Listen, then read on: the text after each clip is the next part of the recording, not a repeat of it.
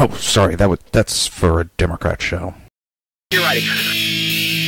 Was an extremely great conservative commentator. We're tearing it up on Wednesday night. This is awesome. This will allow me to retort. Well, this is Jersey Joe for the Reverb Common Sense Show. I'm on shrmedia.com.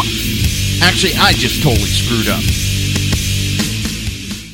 This show contains language that some viewers may find offensive. Listener discretion is advised.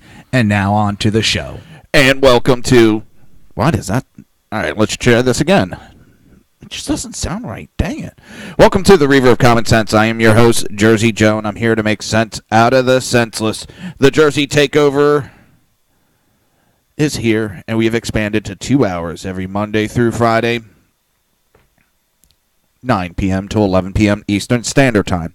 And if you want to watch a broadcast, it's easy. Just go to Reverb.one and click on the SHR TV button. That's it. Quick and easy. So easy, I'd like to say a liberal can do it. Man, what's going on? Something doesn't sound right. Maybe it's my hearing. I don't know. All right, let's take a look at something. NRA's got to see if I can find it again. I should have saved it. I know I should have.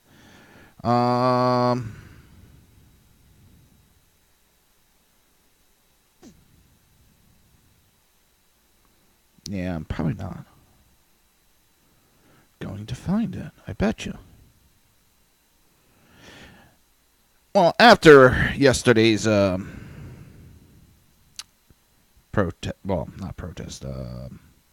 rally,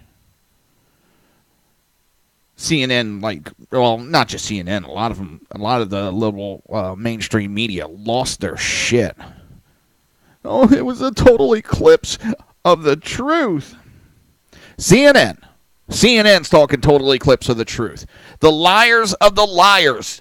The ones that push so much fake news, and they're complaining and accusing somebody of eclipsing the truth. Yeah.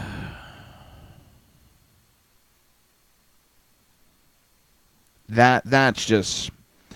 Don Line, out of all people, I mean, he's, 2014 voted worst journalist by fellow journalists. Damn it. I just had it, and now I can't find it. Fudgesicles. I want to ride my fudgesicle. Hang on, what was that? Now I'm even trying to remember who shared it. That might be easier going that route. But yeah, they lost their shit last night. And I don't want to spend too much time. I spent more time than I really wanted to. But I'm so sick of it. Oh, did anybody see the video of the protester? He's kicking the, that little smoke bomb, or whatever you want to call it, back at the police. And he backs up, and he's kind of standing there a little cocky. And all of a sudden, out of nowhere, you see what are they, smoke grenade? Not smoke grenade, holy shit, brain fart. Tear gas canister gets shot, and it hits him right in the crotch. It is friggin' funny as hell. Someone has to run over and help pick him up and carry him to the sideline because he's all doubled over in pain and, barely walk. It's friggin' hilarious. You know what? He got it coming. Here it is. All right. I think this guy, what's his name? Grant Stenchenfield. But we're going to listen to what he has to say. And hopefully there'll be no commercial that comes up. He goes after the Don Line for the lies that he's trying to push. And it's absolutely ridiculous. Don Line acted like, I don't know. He just blew it out of proportion. Trump's speech was fine. You have another broadcaster, he's trying to kill us. Another one, oh, he's trying to be divisive and start a civil war. You know what? You know why they're going at it, the Civil War? Because they've been getting a lot of negative connotation from people accusing them that they're trying to start the Civil War. So what do the Democrats do and liberals? They got to reverse it and try to dump it on you. So let me play this clip.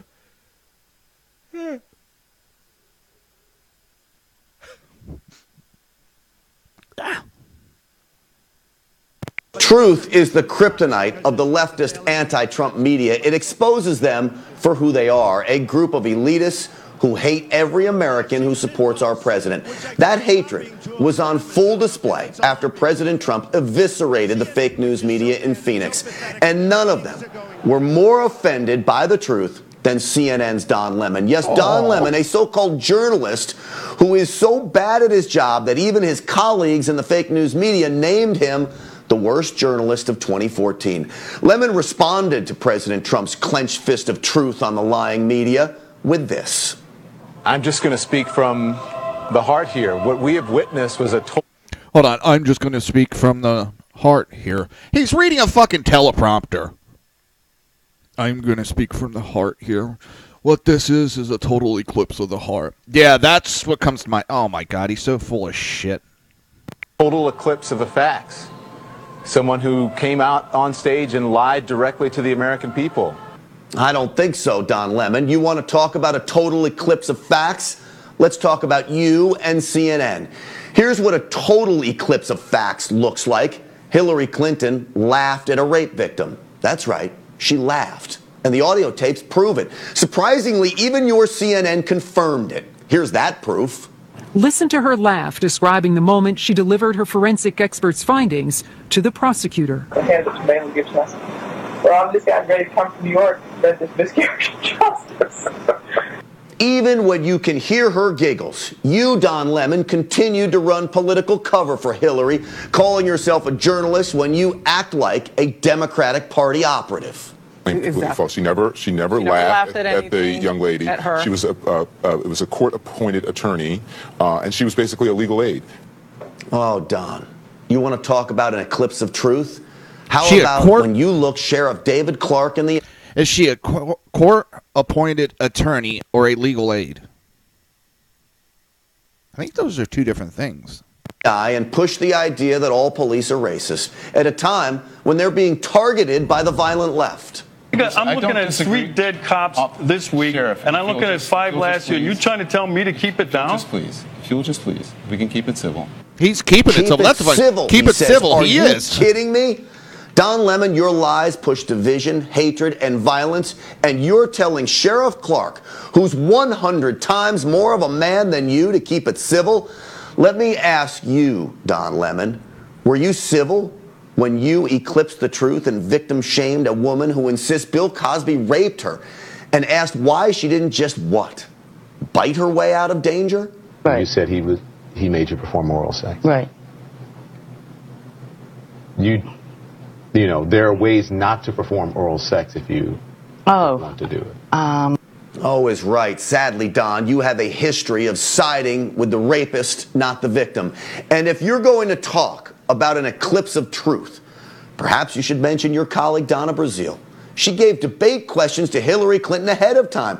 Perhaps you should mention how CNN colluded with the Clinton campaign to steal the Democratic nomination from Bernie Sanders. And let's not forget this eclipse of truth when your network deliberately lied to try to erode our Second Amendment. Thank God the NRA and Wayne LaPierre stepped in. Apparently the only difference between the New York Times and CNN is that when a reporter for the New York Times fakes a story, he's fired, and at CNN, he's not. That could be today, but instead it was 2003. CNN is the originator of fake news. It is no wonder why Don Lemon would make a home there. Lemon, you use sensationalism, like holding up a Confederate flag to try and save your failing ratings. You accuse the president of being racist. But that's what the left does when they disagree with someone. And finally, Don Lemon, let's not forget the true eclipse of truth last night. You led a fake news 8-person panel and covered up the fact that the violent left attacked our police after the president's rally. You didn't show the violent left holding up obscenities or desecrating our flag or holding up pictures of Linda Sarsour, an anti-Semite who's called for jihad against our president. That truth doesn't push your agenda of violent lies. So, Don Lemon, you eclipsed it. He hits it spot on. It's repulsive what we're seeing in the media nowadays. It's not even the media. I hate giving it that title because they're not even the media anymore. They're just a mouthpiece of the Democrat Party. You know, and Fox is going that way too.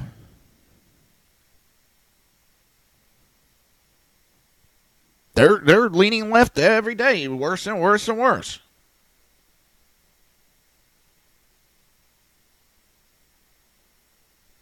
Oh.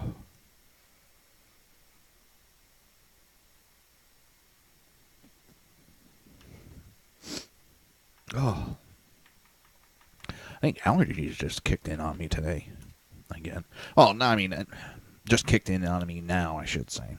But this right here, this was, oh my God, this was announced last night. ESPN is pulling Asian broadcaster, an Asian broadcaster, because his name is Robert Lee from a University of Virginia football game because of his name.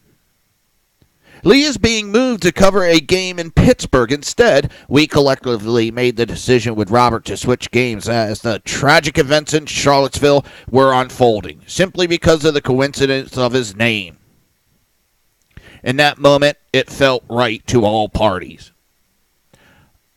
You switched a guy's assignment because an Asian name was Robert Lee.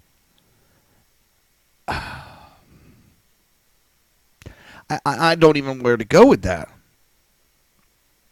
OutkickTheCoverage.com's Clay Travis broke the story Tuesday evening. Travis wrote, in a story that seems made for The Onion, but is actually true, according to multiple Outkick fans inside ESPN's MS ESPN, decided to pull an Asian college football announcer named Robert Lee off the William and Mary at University of Virginia college football game because they were concerned that having an Asian football announcer named Robert Lee would be offensive to some viewers. Did I mention that Robert Lee is Asian?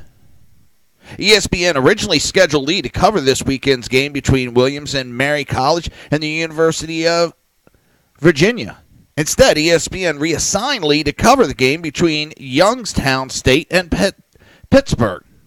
Dave Weekley will cover the game in Virginia unless someone tries to take Dave Weekley statue between now and kickoff, in which case ESPN will be royally fucked. Travis continued, does ESPN really believe people are this dumb, or that having an Asian announcer named Robert Lee is too offensive for the average viewer to handle? I guess yes, they do. It's a shame that this is even a topic of conversation, and we regret that who calls play-by-play for a football game has become an issue, the ESPN statement concluded. It's a shame? No. It shows how sad of a state this country is that you are too afraid to have a person announce a game because his name is Robert Lee.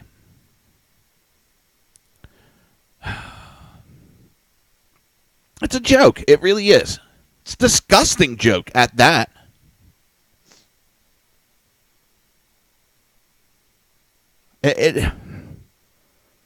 Why? Are people that much pussies anymore? Are people really that scared that they can't handle it anymore? They can't handle a little something, a person's name? Oh my God, it's getting nuts. And now I'm hearing...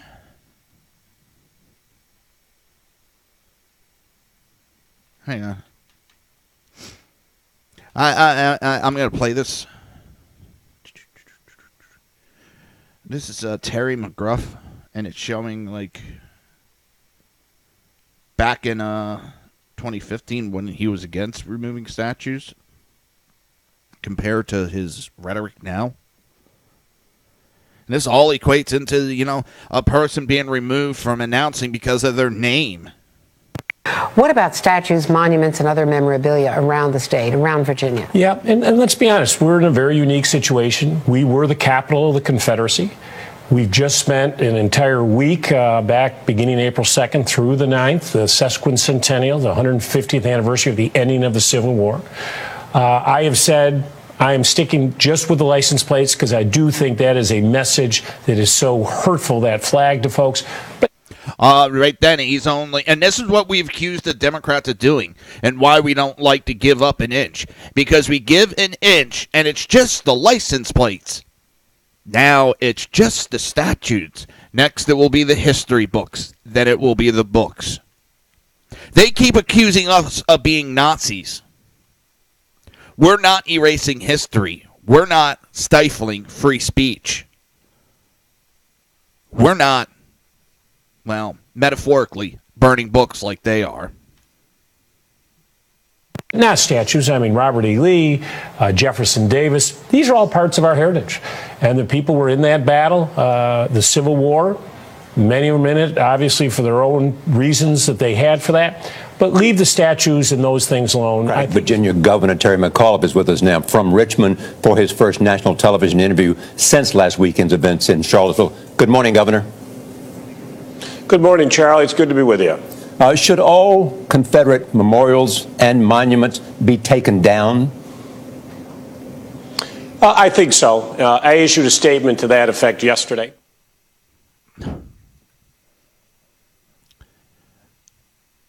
Well, first we just need to ban assault weapons.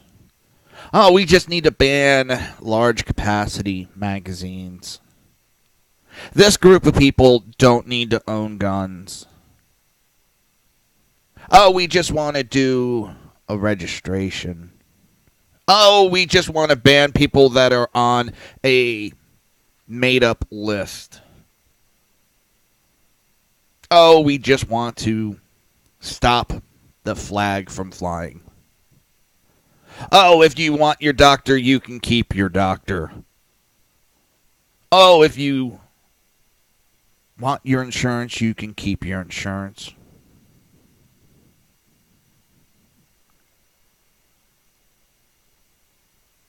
Does any of this sound familiar? They just keep chipping away, chipping away. Oh, well, this speech shouldn't be allowed. That's it, just that speech. Well, hate speech shouldn't be allowed. Offensive speech shouldn't be allowed. They have been attacking our Constitution. They attacking, search and seizure. First Amendment, Second Amendment. They're just going down the list, and the Democrats are attacking one by one. Just attacking. But we're just doing it for safety. Oh, we're just doing it because it'll make America better. Well, if all of this was true, why were Democrats just a couple years ago saying leave the statues alone? Why didn't Nancy Pelosi try to do something when she was in charge? Why didn't the Democrat Party try to do something when they had full control of the government? When they put that little piece of shit bill through called Obamacare, they could have put in legislation and passed it and removed statues on us. But it wasn't important, and it's not important now. It's just they're changing the subject, diverting your attention away from what they're actually doing. You're listening to the Reverb Common Sense right here on SHR Media and High Plains Pundit Radio, and we will be right back.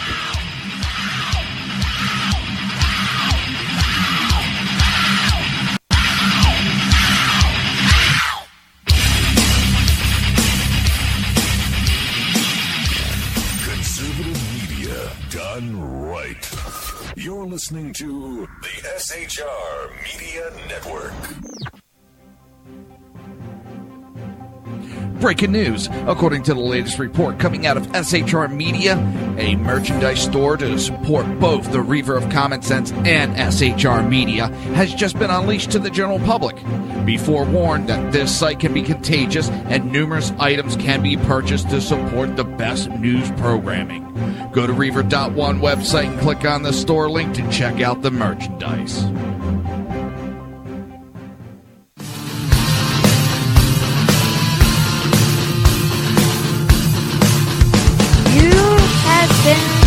Listening to Reaver of Common Sense, hosted by my dad, Jersey Joe.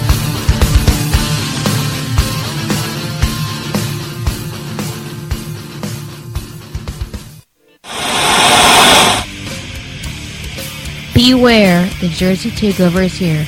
Every Monday through Friday, 11 a.m. to 1 p.m. Eastern Standard Time.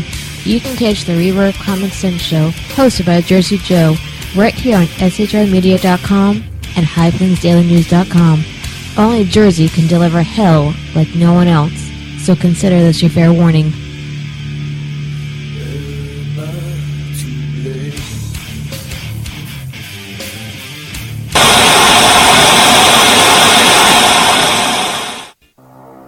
In a world controlled by corrupt politicians, You got a business. That you didn't build that. a team of ordinary men emerge from the ashes to give voice to the voiceless and hope to the hopeless. Sackhead Sean. Dude, I'm not saying half of the stupid pro. Sackhead Clint. All good friends of ours usually show up drunk. Also starring Sacco as the producer. I'm a little bit drunk, 'cause I'm drinking. They are the Sackheads Radio Show. Every Wednesday at 8 p.m. Pacific on shrmedia.com.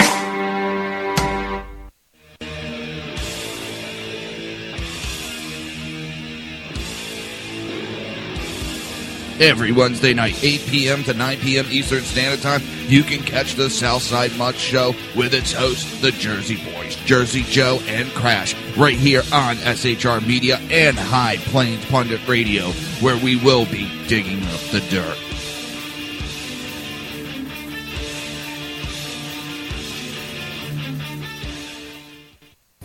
Times are dark. The people misled by corrupt politicians, lied to by establishment media, and deceived by the false messages of Islam. A nation in confusion needs a guide.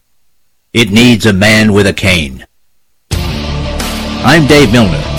Join me on Spreaker, SHR Media, High Plains Talk Radio, Live Rebooting Liberty, and YouTube for a unique brand of commentary on the unpleasant blind guide. Because truth is not always pleasant. If you miss a show, don't worry. You can catch the replays two ways, rebootingliberty.com or the reverbcommonsense.com. While you're there on Reverb Common Sense, don't forget, drop in your email and keep up to date with everything going on, or click the like button on the Facebook widget. Now on to the Reverb of Common Sense.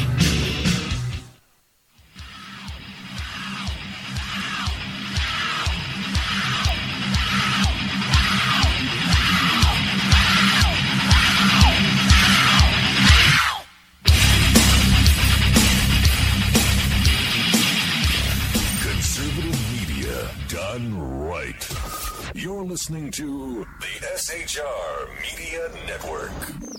This show contains language that some viewers may find offensive. Listener discretion is advised. And now on to the show. And welcome back to the Reaver of Common Sense. I am your host, Jersey Joe, and I'm here to make sense out of the senseless. Oh, sorry about this. God dang it. I don't know what the hell causes it. Not tired.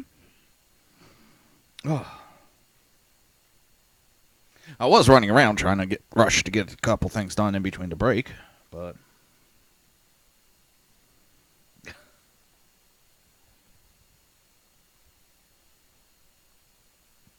So Sean just posted, I've never had so much joy watching some dude get hit in the balls as I did last night.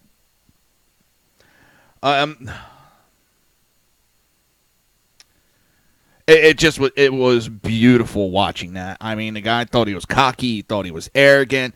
So here he goes and, kicking it and then steps back like, what are you going to do, cops? And bam, right in the nuts.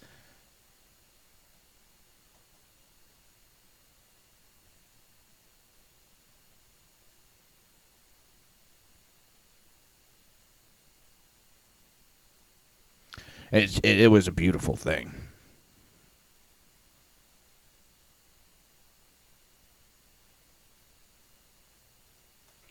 So, Speaker Ryan, I mean, this guy's weird.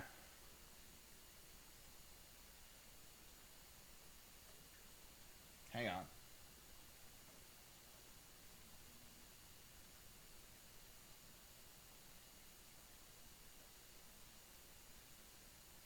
What the hell's going on? All right, I'll figure that out in a minute.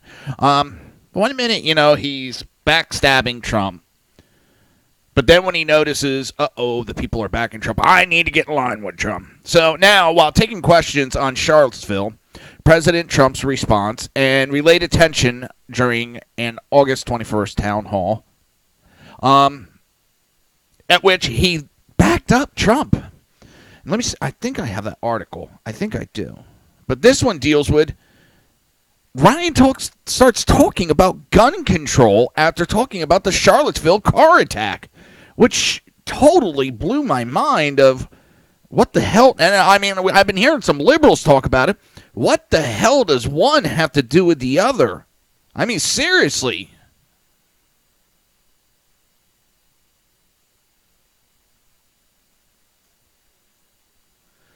They have nothing in common with each other.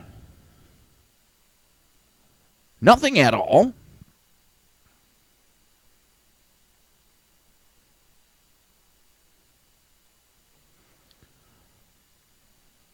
There was no gunfire, no gun violence to speak of. But House Speaker Paul Ryan voiced support for more gun control to keep guns out of the hands of people suspected of domestic terrorism. Numerous protests, and here's the thing, suspected of. See, that's what bothers me.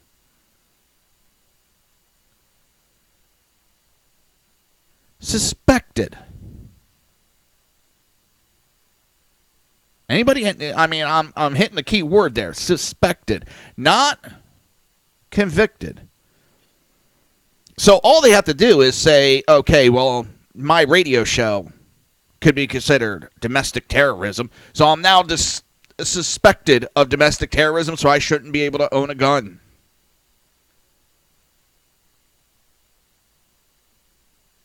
What the hell is that happy horse shit? And when the hell did Paul Ryan start kowtowing to that crap? Maybe he's just showing his true colors at this point. Numerous protesters at Charlottesville, at Charlottesville were armed, but not a shot was fired. The death that occurred was caused by a car attack. Ryan was about to pivot to gun control because an audience member asked a question about the 2012 Sikh attack or temple shooting. And it pointed out that more should be done to keep guns out of the hands of people who will misuse them. Well, how do you know who is going to misuse them? How do you know? I mean, there's really a lot of questions here that really every day I seem to question Paul Ryan more and more. And some of these quote unquote Republicans really, they sound exactly like a liberal. And you know what? Trump is doing one thing and doing one thing great. He's exposing people for who they truly are. He is exposing the media for who they truly are. He is exposing the Democrat Party for who they truly are. He is exposing some of these so-called Republican conservatives on who they really are. So right there, he's had a successful, I know a lot of people will disagree with me on this, but he had a successful presidency by exposing these charlatans for the truth and what they actually are. I know a lot of people will disagree with me for making that statement, but I think he's a success just because he's exposed so much of what we've had questions about. The mainstream media just has blown up and proven exactly who we are. The more Trump prods them, the more angrier they get, the more they expose. And the same with the Democrats. Mitch McConnell is supposedly running around saying Trump can't turn his presidency around now. And now they're saying they can't work together. There'll be no tax reform. There'll be no Obamacare repeal. What I find funny, McConnell and McCain, for the last 8 years, have campaigned, screaming, hooting, hollering, nothing but repeal Obamacare, repeal Obamacare, repeal, secure the border, repeal Obamacare. Oh, we have a chance to do it. Oh, you say mean things, we're not going to do it.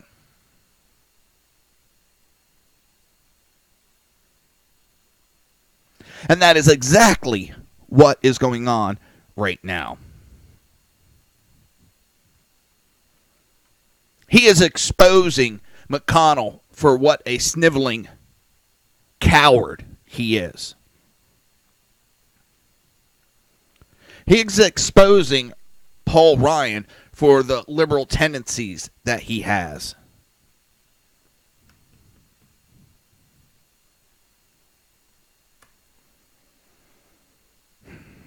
How Ryan transitioned to gun control is beyond me. And what's funny is the question, came out about that Sikh temple shooting. It was the attacker had passed a federal background check to acquire his gun. The gun store owner said nothing in the attacker's behavior raised an eyebrow whatsoever. The gun store owner told the LA Times the attacker didn't even have a shaved head or a 9/11 tattoo. He didn't talk stupid or act stupid. The store owner added all the proper channels for authorization were followed. Nothing we could do would have stopped this. Yet Speaker Ryan was willing to talk about more gun control. The audience members that asked a question on the Sikh temple attack was known to Ryan because the questioner's father was killed in the attack. After explaining how he knows the questioner, Ryan said, "We've got to do a better job of making sure that criminals don't get guns, or that people who are suspected of terrorism, like domestic terrorism, don't get guns." Just like we saw Heather Heyer was killed by an act of domestic terrorism. This fits into a category, so I think we have to do a better job of making sure that terrorists not get guns. What? I don't understand how you equate what happened to Heather Heyer, which is disgusting and repulsive, but how that equates to gun control.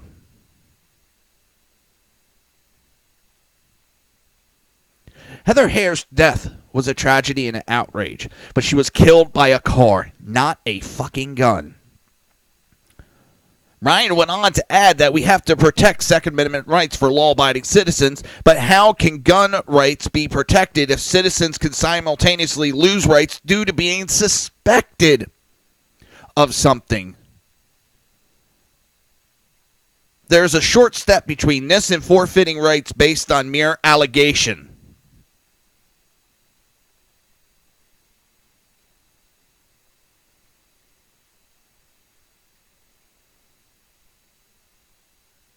And that is exactly what they're doing. They want it so they could just make accusations. And anybody can have their guns taken away from them. A mere accusation.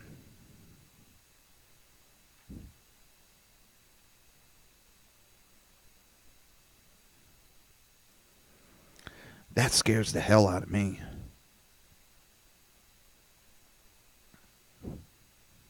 I don't know about you, but that scares me.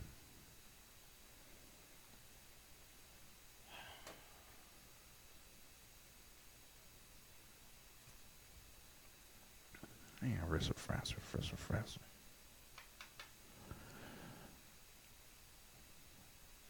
This is what we've been talking about when we talk about what they're going to do with gun control. Just a simple accusation. Oh, no, never. Oh, we want to ban people from owning guns if they're on the no-fly list. Well, there's Americans on that no-fly list that aren't guilty of anything. Oh, no. Here's a list of a small list. Well, you know what we're going to do is, yeah, you're not going to do anything because what you want to do is basically put up a backdoor ban on guns.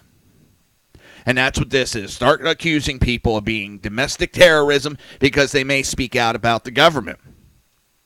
They may speak out against political parties. I mean, Obama considered most of us on the right that were patriotic, considered ourselves patriotic as domestic terrorists. So we should have lost our gun rights. See, these are the things that maybe Paul Ryan isn't thinking of. I'm sure he is, but he may not be thinking of.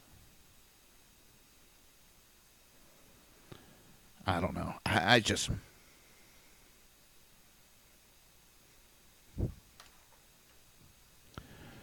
Oh, man.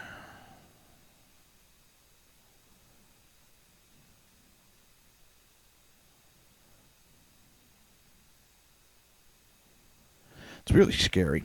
It really is nowadays. Because our politicians, but like I said, Trump is exposing them for who they really are. And I was surprised. I figured Sean would have disagreed with me. Not that he thinks Trump's doing a bad job, just on my assessment. Which comes to remind me also, don't forget, at 11 o'clock tonight, we have the Sackheads radio show hosted by BZ, Sackhead Sean, Sackhead Clint. Then that's where I went BZ for. Alphabetically, I went alphabetically, sort of. They'll be coming up 11 o'clock Eastern Standard Time. I think it's 8 o'clock Pacific Standard Time. You know, the left coast versus the right coast.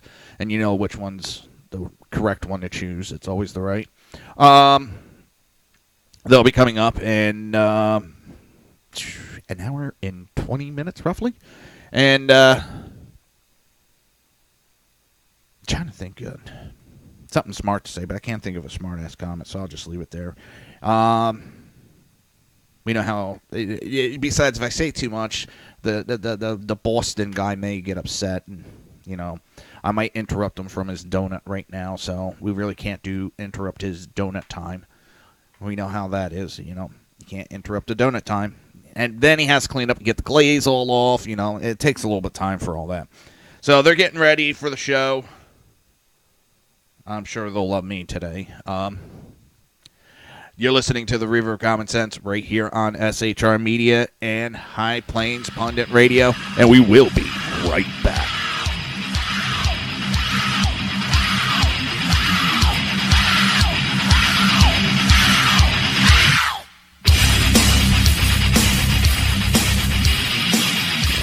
Conservative media done right. You're listening to the SHR Media Network. Breaking news. According to the latest report coming out of SHR Media, a merchandise store to support both the Reaver of Common Sense and SHR Media has just been unleashed to the general public. Be forewarned that this site can be contagious and numerous items can be purchased to support the best news programming. Go to Reaver.one website and click on the store link to check out the merchandise.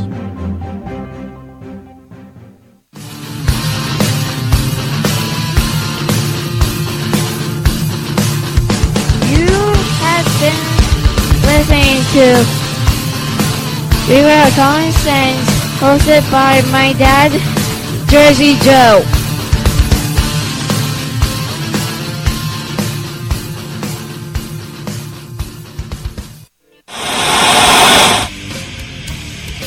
Beware, the Jersey Takeover is here.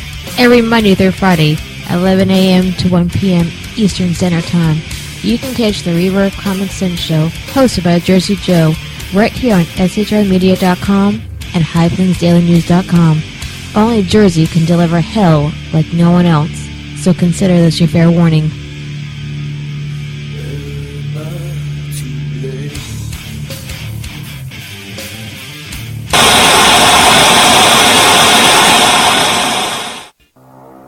In a world controlled by corrupt politicians, You got a business. That you didn't build that. a team of ordinary men emerge from the ashes to give voice to the voiceless and hope to the hopeless. Sackhead Sean, Dude, I'm not saying Kafka, stupid bro. Sackhead Clint, All good friends of ours usually show up drunk. also starring Sacco as the producer. I'm a little bit drunk, I'm a little bit drunk, 'cause I'm drinking, drinking, drinking. They are the Sackheads Radio Show.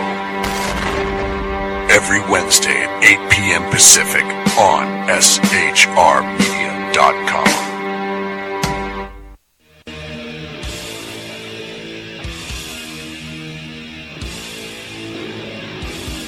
Every Wednesday night, 8 p.m. to 9 p.m. Eastern Standard Time, you can catch the Southside Mutt Show with its hosts, the Jersey Boys, Jersey Joe and Crash, right here on SHR Media and High Plains Pundit Radio, where we will be digging up the dirt.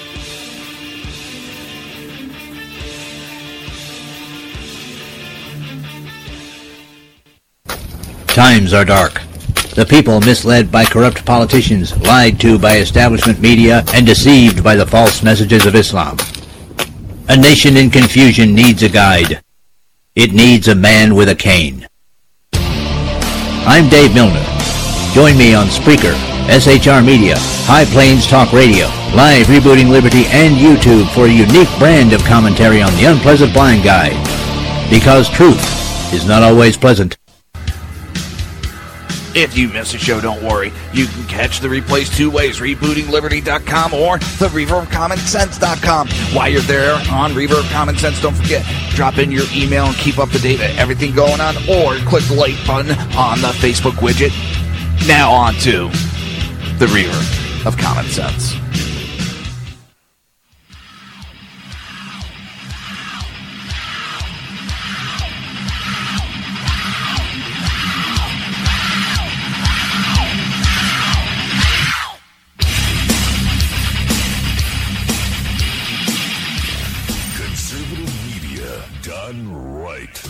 You're listening to the SHR Media Network. This show contains language that some viewers may find offensive. Listener discretion is advised. And now on to the show. And welcome back to the Reaver of Common Sense. I am your host, Jersey Joe, and I'm trying to make sense out of the senseless. Just nothing's sounding right today. Nothing is sounding right. Now what the hell's going on over here? Let me... This just doesn't... Why do I do that shit? Why do I do that shit? I do stuff right in the middle of a broadcast, and then I screw things up. There we go. Don't ask me why I do things in the middle of a broadcast and then get pissy at myself when I can't figure out why things are not working right. All right, this one writer, and I got to agree with him. I do agree with him. is 2018 will be a bloodbath for the Democrat Party.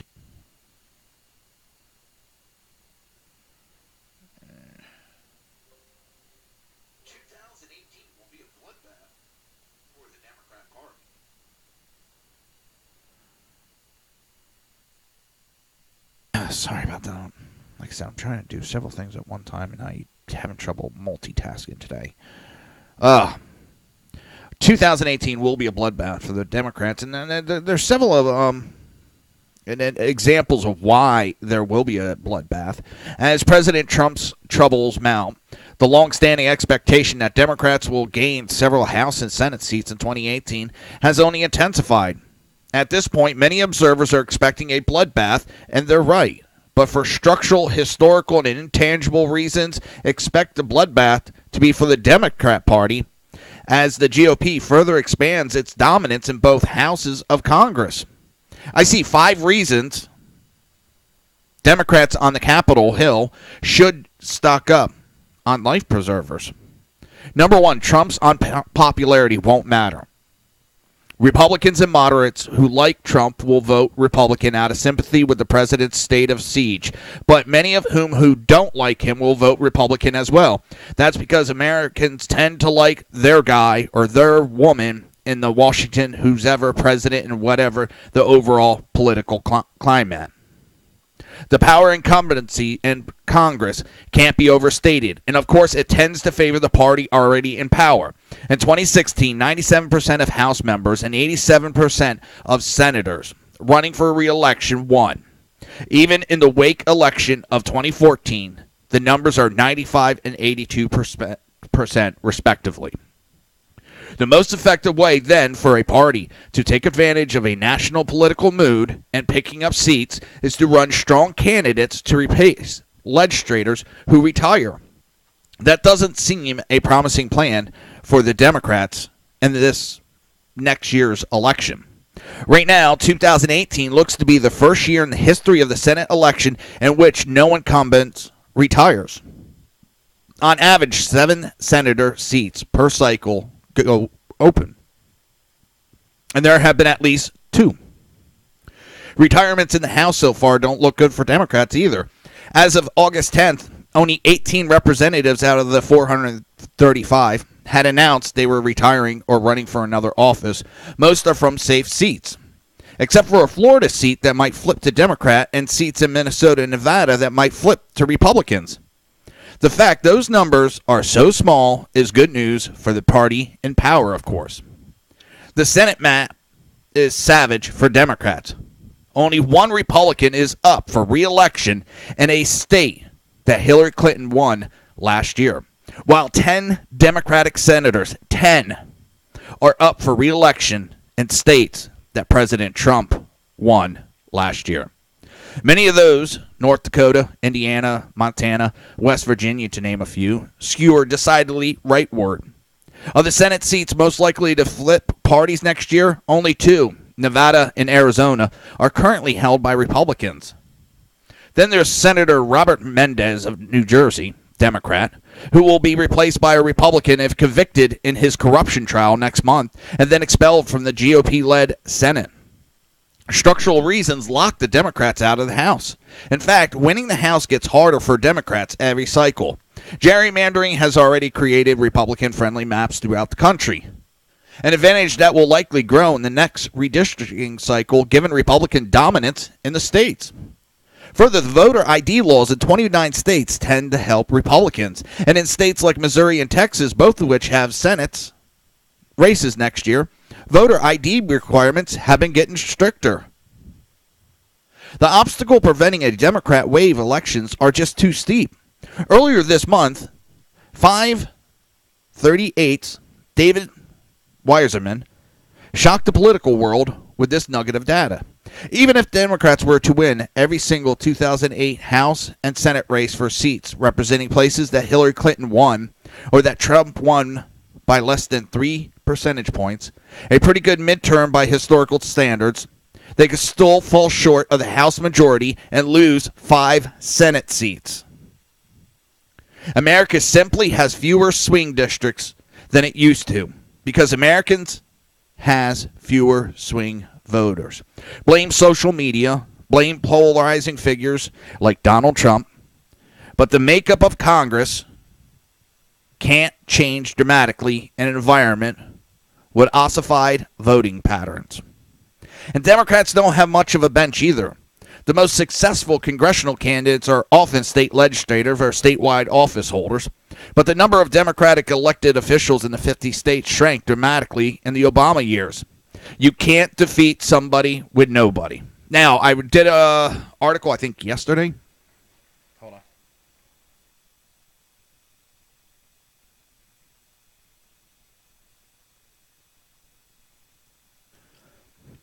And one of the things that Democrats are going to try to do is they're going to try to use military vets.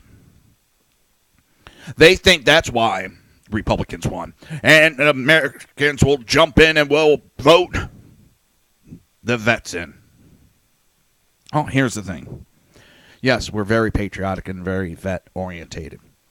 But we also understand when somebody's using that as a ploy.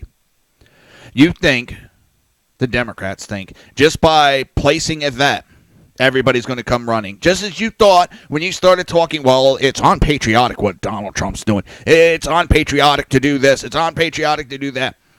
If the Democrats saying it, we know they're not talking about patriotism. They don't give a shit about patriotism. Democrats do not give a flying fuck about this country. In the current state that we are in, I do not see it.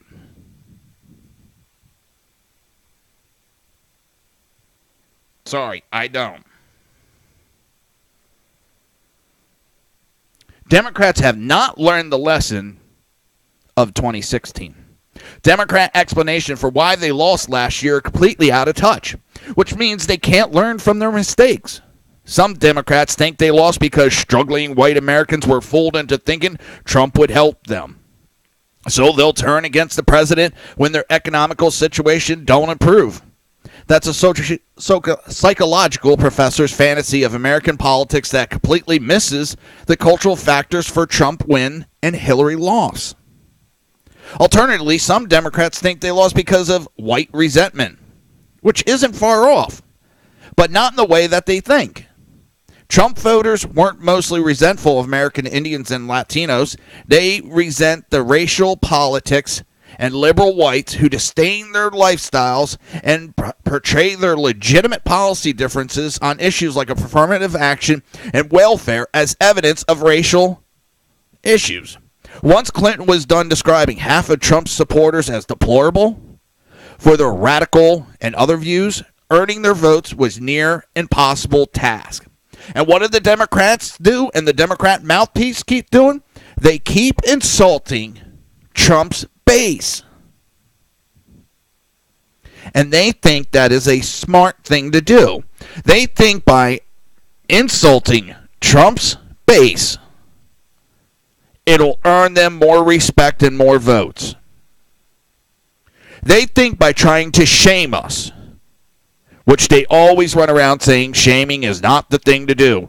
You can't shame people into doing things. It's not right. It's not more. But they do it all the time. And I tried looking it up because sometimes some definitions I'm not exactly sure on. But McCarthyism I keep hearing about. And I keep hearing one of the things is McCarthyism is name calling and shaming them. You know, you call them a Nazi and everything, try to degrade them. Oh, that's it. If that's the definition. That's what the hell they're doing. Because they're trying that big time. They're trying. And Howard Dean, that woohoo! Oh, where the hell is that?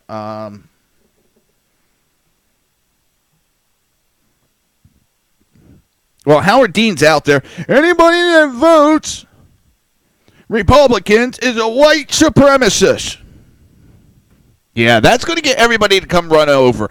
He thinks he's playing some big-time psychological reverse psychology. We'll sit there and we'll say, no, come running voting for us. You fucking old man, you are dumber than dog shit. This is Howard Dean, just in case you don't remember him. This should jog your memory. Introducing Hot Rewards from Pizza Hut. Damn commercial. I knew better. I knew better than to do it. Come on. I don't care about your pizza. 3 seconds. 2, 1.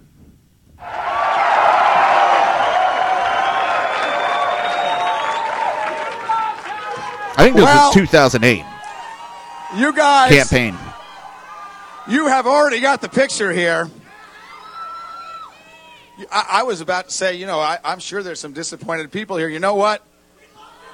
You know something? He wasn't doing that bad up until this. If you had told us 1 year ago that we were going to come in third in Iowa, we would have given anything for that. And you know something? You know something? Not only are we going to New Hampshire, Tom Harkin, we're going to South Carolina and Oklahoma and Arizona and North Dakota and New Mexico. And we're going to California and Texas and New York. And we're going to South Dakota and Oregon and Washington and Michigan. And then we're going to Washington, D.C. to take back the White House. Yeah! Let's go to the remix.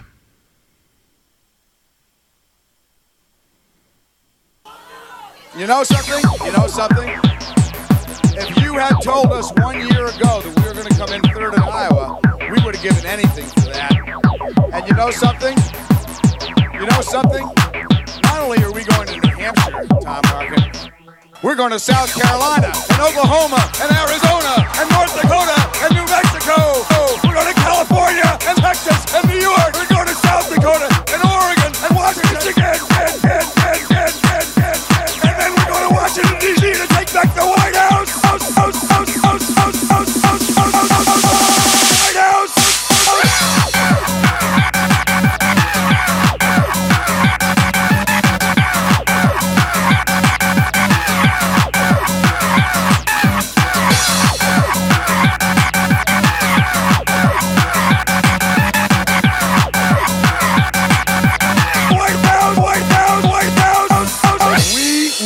Not give up. We will not give up.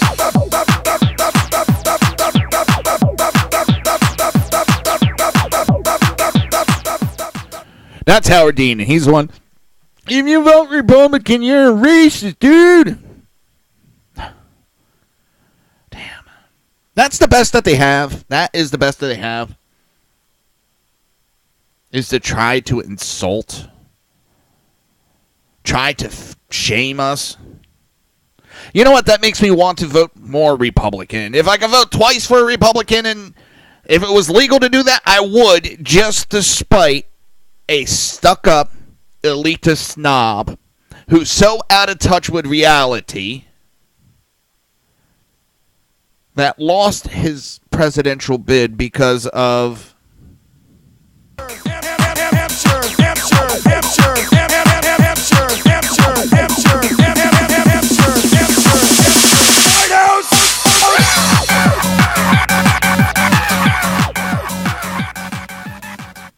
So, I'm sorry if I don't take your advice, Mr. Howard Dean. In fact, I'm going to do the exact opposite.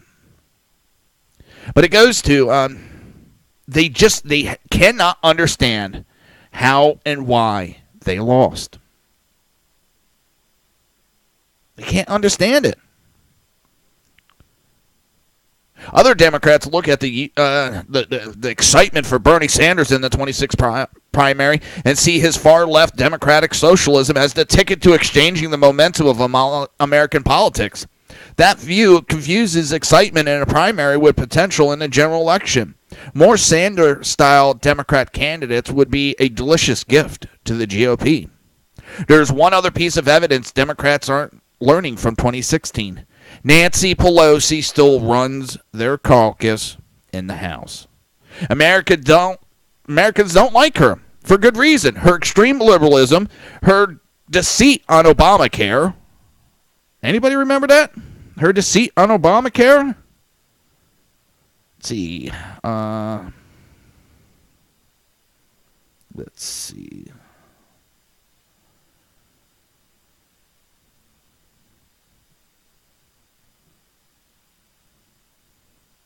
Let's see if I can pick that up.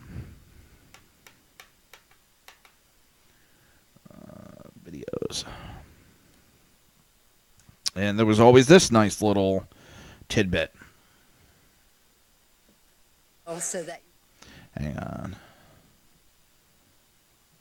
But we have to pass the bill so that you can find out what is in it away from the fog of the controversy. But we have to pass the bill so that you can find out what is in it away from. Now, this is the same woman who recently was screaming that the Republicans are trying to push through a bill and nobody knows what's in it. They're trying to pass a blank bill. Really? That's exactly what you did. But she's still running the party.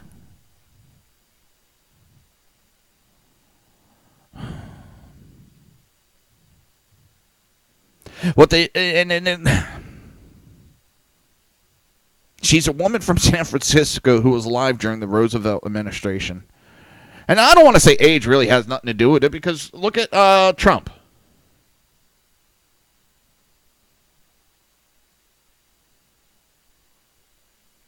Trump's an older guy and we still elected him. It's not the age. But let me tell you.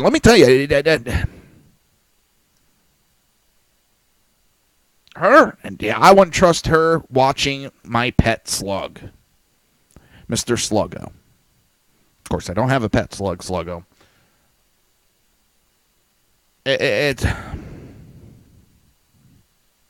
But until they find a young, telegenic, vibrant House member to serve as a minority leader, Pelosi will be an albatross in race after race. The GOP delighting in connecting her to a Democrat House candidate. Georgia. And I love this. There was, 5 or 6 special elections this year? And the Democrats lost them all? And every time, it was a litmus test on, or not litmus, it was a test of just the people don't liking Trump. This is going to tell us how 2018 will go. Oh, we lost this one. Oh, this one had nothing to do with it. It's the next one. The next one will tell. Oh, we lost that one. But yeah, this one had nothing to do with it. Really, this one had nothing to do with it, folks. It's the next one. Shit, we lost that one too. And there's another election coming up, and I forget what it. I think it's the Virginia governor's race. That's going to be this year, and they're saying that is going to be a testament for 2018. That's going to show us who's going to take over. And what are they going to say again if the Democrats lose and the Republicans win again? They're it wasn't this one. I mean, we're going to be like 2089. Oh, my God, we won a race. This is a testament against Trump. Who's Trump?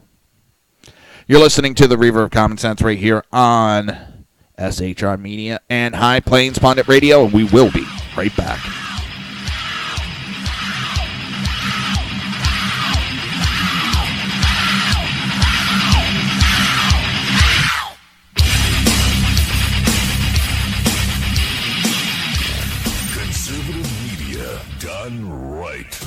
You're listening to the SHR Media Network.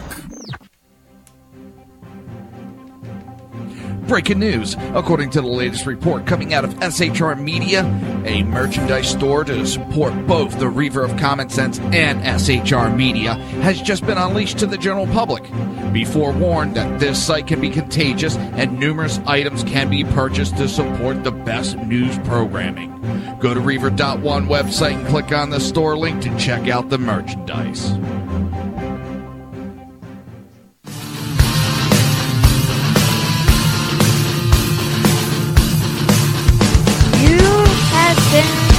Listening to Reaver of Common Sense, hosted by my dad, Jersey Joe.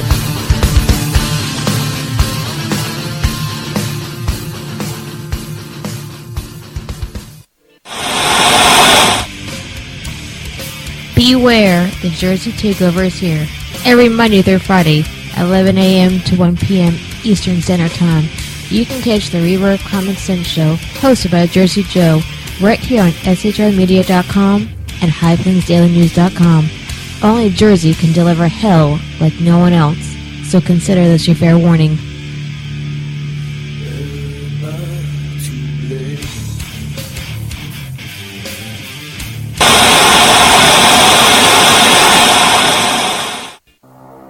In a world controlled by corrupt politicians, business? That you didn't build that. A team of ordinary men emerge from the ashes to give voice to the voiceless and hope to the hopeless. Sackhead Sean. Dude, I'm not saying calf for the stupid pro. Sackhead Clint. All good friends of ours usually show up drunk. Also starring Sacco as the producer. I'm a little bit drunk, 'cause I'm drinking. They are the Sackheads Radio Show. Every Wednesday at 8 p.m. Pacific on shrmedia.com.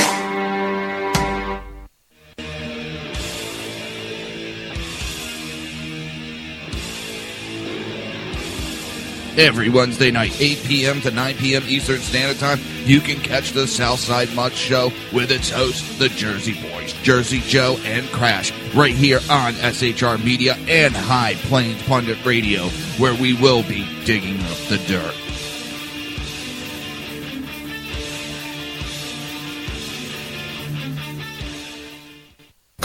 Times are dark. The people misled by corrupt politicians, lied to by establishment media, and deceived by the false messages of Islam. A nation in confusion needs a guide. It needs a man with a cane. I'm Dave Milner. Join me on Spreaker, SHR Media, High Plains Talk Radio, Live Rebooting Liberty, and YouTube for a unique brand of commentary on the unpleasant blind guide. Because truth is not always pleasant. If you miss a show, don't worry. You can catch the replays two ways, rebootingliberty.com or the reverbcommonsense.com. While you're there on Reverb Common Sense, don't forget, drop in your email and keep up to date with everything going on, or click the like button on the Facebook widget. Now on to the Reverb of Common Sense.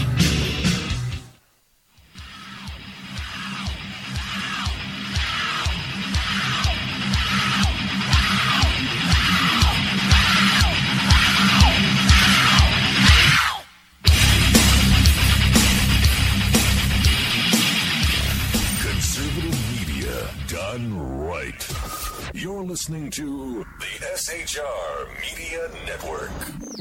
This show contains language that some viewers may find offensive. Listener discretion is advised.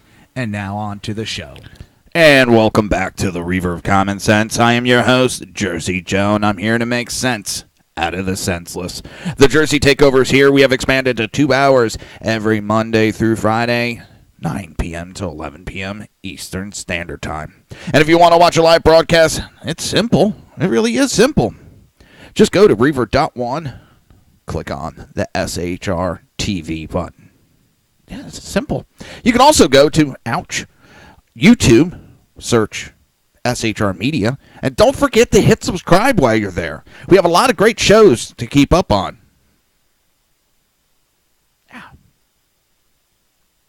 That was weird. So, there's a lot of evidence pointing to a devastation for the Democrats. But, of course, we've been hearing for years how they're going to win all these seats back. They're going to win all the seats. But you know what? They never do. They're going to surprise us one of these years, but I don't think this is the year. Unless something drastic between now and November of 2018. I think they've pissed off too much of their own base. They're pissing off people with this whole statue bit. They're pissing off people for backing Antifa. I'm not saying for them to back KKK and neo-Nazis. Nobody should be backing those. I agree with that. And if you look at the number for how many are actually left in America, those two groups are so goddamn small. And then you hear about Democrats complaining about foreign governments and foreign entities. What do you think Antifa is? That is not an American organization. That is an organization that started in Germany in 1930s, I believe it did. So, sorry if I'm not exactly sympathetic.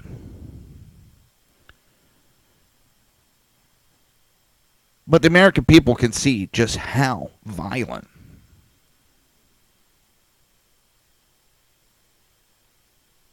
Hold on.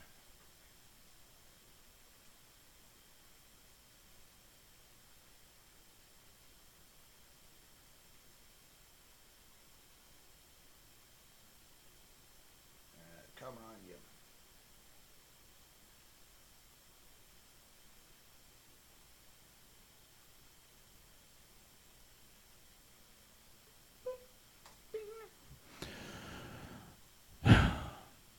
But when you back a group that shows up with bags of urine, bricks,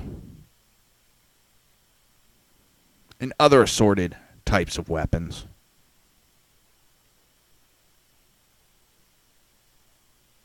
they're not there for peaceful protesting. The American people are not blind to what's going on. Maybe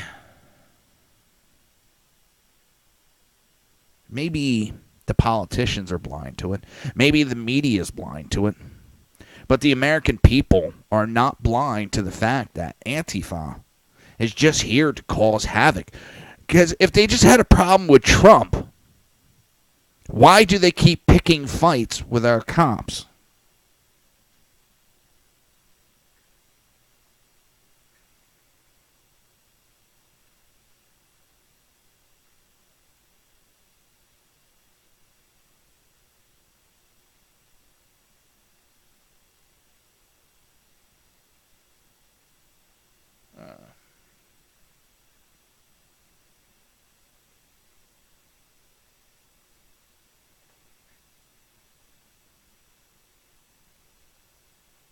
Sorry. I just noticed one of my older laptops. Bouncing around doing a lot of things with computers. I put a desktop in my daughter's room, and this old laptop I brought in here, I could do a couple things. It's not like I don't have enough computers, but, it's getting to the point, the programs that I'm using for the show sometimes are taxing the computers, and just everything's...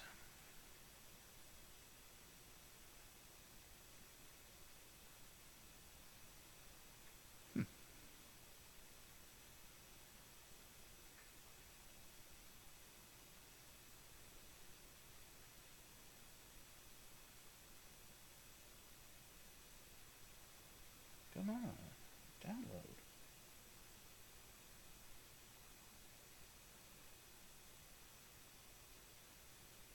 I want that. I'll play with it later.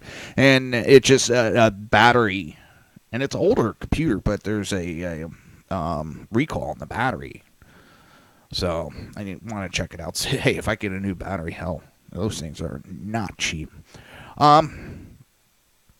And one of the last points is, most importantly, conventional wisdom has lost its wisdom. For the last year and a half, the experts have constantly told us that now American politics is reverting to normal. The point to faulty historic trends, flawed polls, and irrelevant electoral data, misreading the zeitgeist and gap bewildering at the Trump phenomenon. At this point, when I hear about expert predict doom for the GOP, I automatically presume the opposite will happen. Since the last time they got it right, Trump was still hosting a reality show. I've been saying the same thing. I backed Trump from a very early on. He had a 1% chance of even winning the candidacy, and less to win the presidency. And I backed him from very early on because I seen what the American people were doing. I saw how people were talking during the 2012 election. They didn't like Obama, but a lot of people still voted because it was that fear of, oh, you didn't vote for Obama because you're a racist. Some people still, it strikes fear in their hearts when they hear that. I was listening to Sean Hannity today, and he was like, oh, when someone calls you, you got to fight back. No. If they're calling you a racist, you're winning the argument. They have nothing else to go on, so they start crying racist to try to shut the conversation down. And if you look with the presidency right now, they've tried this racist thing before. It faded. What they go to and really tried for how many months? 6 months, 7 months? Russia, Russia, Russia, Russia, Russia, Russia, Russia, Russia, Russia. Uh-oh. We've been found out it's a bullshit story. Now, or then they try to, it's Korea, Korea, Korea. And now it's, for a while it was, he's a Nazi, Nazi, Nazi, Nazi, Nazi, Nazi. Now it's just he's a racist, racist, racist. They haven't got it right yet. And they keep screaming doom and gloom every fucking night on the news. Every night they're screaming doom and gloom. Because they don't have any legitimate reason to be attacking him.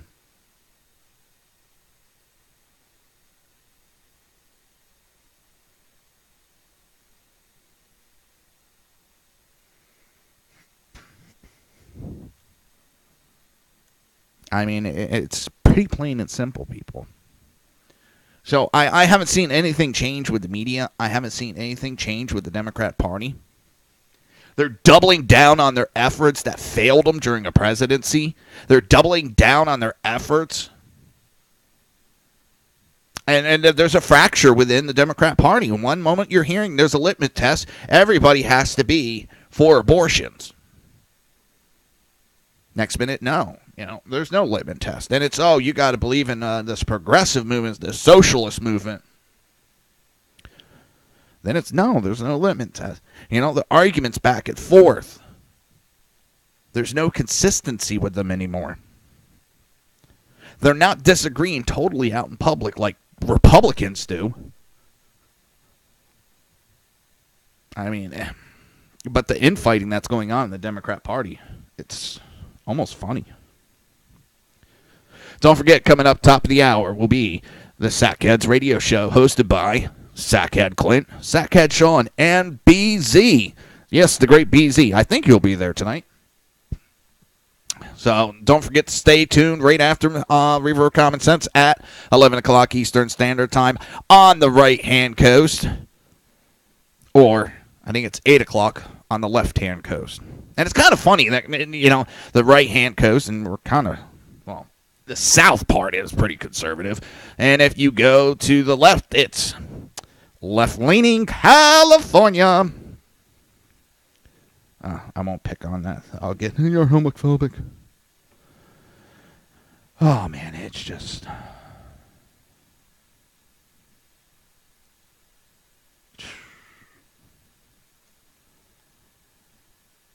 it's... The media is just such a joke anymore. And I'm hearing more and more rumblings. I don't think I put it up for discussion today. So let me pop it up. There's some rumblings that there was a meeting, and Hannity and Layron, I think it is. What's her name? Tommy Layron. She was that beautiful blonde host that was on The Blaze that got fired. O'Reilly was another one that I think he had a contract with a network and backed out of it last minute. Supposedly there were some talks. And there's a lot more rumors running around. Fox is going left. We all know it. It's going downhill. The ratings have hit the toilet. I don't see any change anytime soon. Rupert Murdoch doesn't like Trump. His sons are liberal pieces of shit that think their shit don't stink. And they're getting rid of conservative hosts. And more you're hearing liberal hosts. So, of course, you're going to hear someone come up going, you know what, there's an opening, so let's start a conservative radio station. Well, network, I should say. And they're going to get massive ratings right off the bat. I mean, you pull in Sean Hannity, Bill O'Reilly, Eric Bolin, Payne. I can't think of his name. Big black guy. Great with finances. I think he's a financial expert.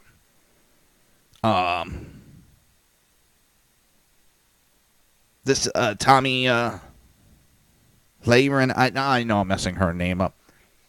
There's a lot of conservatives out there. Bring them in, and they could have a smash and take the ratings right over. and take the conservative media right away from Fox. So that there will be Fox, and Fox is never going to be accepted by the left. They're never going to be accepted by the left. They were the enemy for too many years. They fought against Trump or Obama. They'll never be accepted. So they're just going to be pushed to the side, even though they're going to be doing some left-leaning liberal crap. They'll get the little scraps left over, and they'll get the never-Trumpers and these people that think they're conservatives. The uppity conservatives will stay with Fox. But the real conservatives would probably go over to the station. And it would be a smash right off the bat. And I keep hearing, a lot of rumblings. And I'm wondering, Sean Hannity on his show and his tweets, he get TikTok. Now, I'm wondering if that's what it's about. There's just some big... You have, I think he's the president for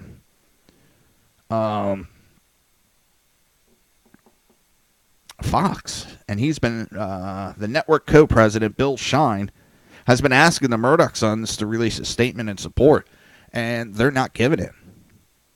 He might be on his way out, too. Anybody that had to deal with the old regiment is going to go. These kids are going to want their own people in there.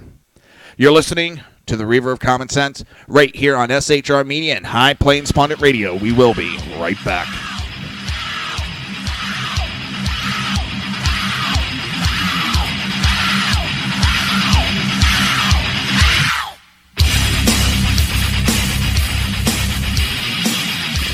Conservative media done right. You're listening to the SHR Media Network. Breaking news. According to the latest report coming out of SHR Media, a merchandise store to support both the Reaver of Common Sense and SHR Media has just been unleashed to the general public. Be forewarned that this site can be contagious and numerous items can be purchased to support the best news programming. Go to Reaver.one website and click on the store link to check out the merchandise.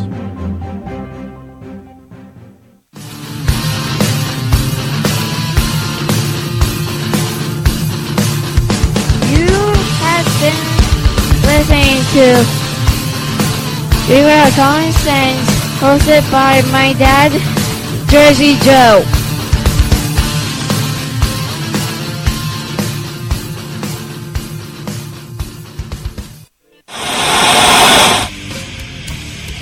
Beware, the Jersey Takeover is here. Every Monday through Friday, 11 a.m. to 1 p.m. Eastern Standard Time. You can catch the Reaver of Common Sense show, hosted by Jersey Joe, right here on SHRmedia.com and HighPlainsDailyNews.com. Only Jersey can deliver hell like no one else, so consider this your fair warning.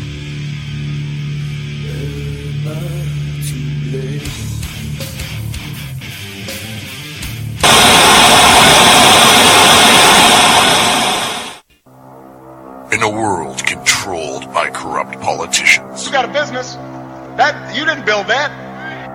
a team of ordinary men emerge from the ashes to give voice to the voiceless and hope to the hopeless. Sackhead Sean, Dude, I'm not saying half of the stupid program. Sackhead Clint, All good friends of ours usually show up drunk. also starring Sacco as the producer. I'm a little bit drunk, 'cause I'm drinking. They are the Sackheads Radio Show. Every Wednesday at 8 p.m. Pacific on SHRmedia.com.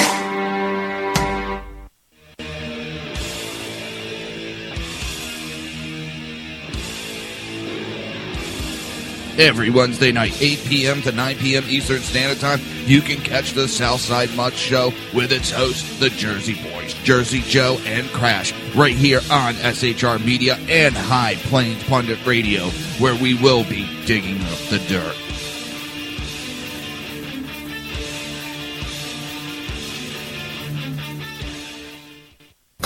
Times are dark. The people misled by corrupt politicians, lied to by establishment media, and deceived by the false messages of Islam. A nation in confusion needs a guide. It needs a man with a cane. I'm Dave Milner. Join me on Spreaker, SHR Media, High Plains Talk Radio, Live Rebooting Liberty, and YouTube for a unique brand of commentary on the unpleasant blind guy. Because truth is not always pleasant. If you miss a show, don't worry. You can catch the replays two ways, rebootingliberty.com or the reverbcommonsense.com. While you're there on Reverb Common Sense, don't forget, drop in your email and keep up to date with everything going on, or click the like button on the Facebook widget. Now on to the Reverb of Common Sense.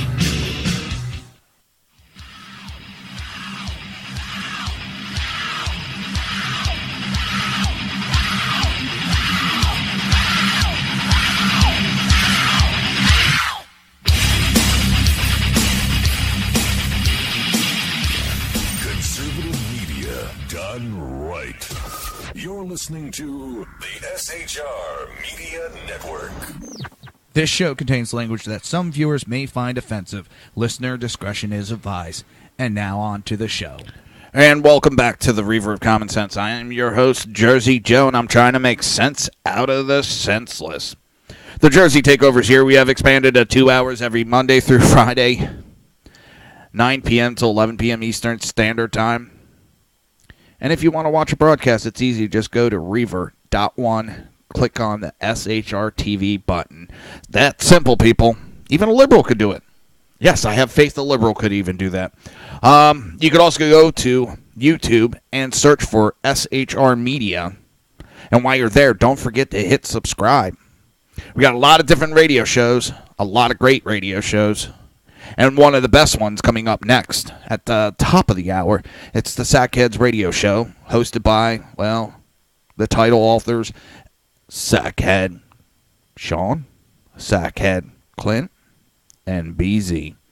That's right, they're coming up next to give you their brand of news, commentary, and jackassery. Oh, I don't know. It's absolutely weird. I mean, okay, so the sanctuary, I can't believe this. We have cities that are trying to sue Trump over the sanctuary relief and all that. So it's illegal for a sanctuary city. It's illegal. And they're going to a judge to bitch that the president is going to punish them for having an illegal policy. So they want a judge to stop the president from punishing him for having an illegal policy. A federal judge has dismissed a lawsuit brought by a sanctuary city in California challenging President Donald Trump's executive order withholding grants from jurisdictions that do not cooperate with federal immigration authorities. The city of Richmond, California filed suit in March challenging the constitutionality of the order. U.S. District Judge William Orrick dismissed the case Monday, finding Richmond did not have a standing to challenge the law. In his ruling dismissing the case, Orrick explained the city had not demonstrated that it had reason to believe Trump's order would be enforced against them, and therefore didn't have standing to bring a case.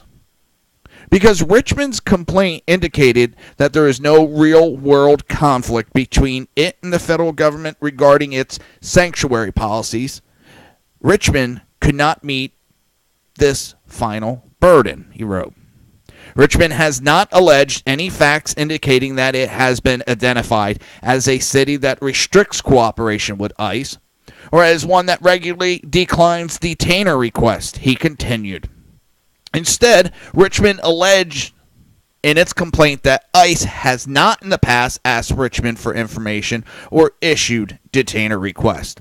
In other words, Orrick concluded Richmond cannot seek relief from a policy that has never been enforced against it. Orrick was appointed to the federal bench by President Barack Obama in 2013. He has previously stayed enforcement of Trump's sanctuary city orders as it applies to other jurisdictions. I'm still... Could you imagine, okay, I rob banks, and the federal government is trying to put me away for robbing... I'm sorry, I don't rob banks. I'm looking for a sanctuary because I took undocumented withdrawal from a bank. And I want this judge, I want you to stop the federal government from punishing me for taking an undocumented withdrawal from a bank. I didn't hurt nobody. I was trying to make my life better. I was trying to help my family, and now the federal government wants to take me away from my family. Is that right? It's not right. He shouldn't be allowed to take me away from my family. I only took an undocumented withdrawal from a bank. I mean, this is how stupid these people sound. You broke the law. You're breaking the law. You're offering sanctuary to criminals. That makes you complicit in their crime. They ought to be locking these officials up and stop giving them special treatment. There's no other way to put it. They're giving special treatment to politicians. They're being held to a separate law. Separate standard of law, I should say. Dirty Jobs host Mike Rowe had some choice words Tuesday night in response to a question he got accused of harboring white nationalist sympathies.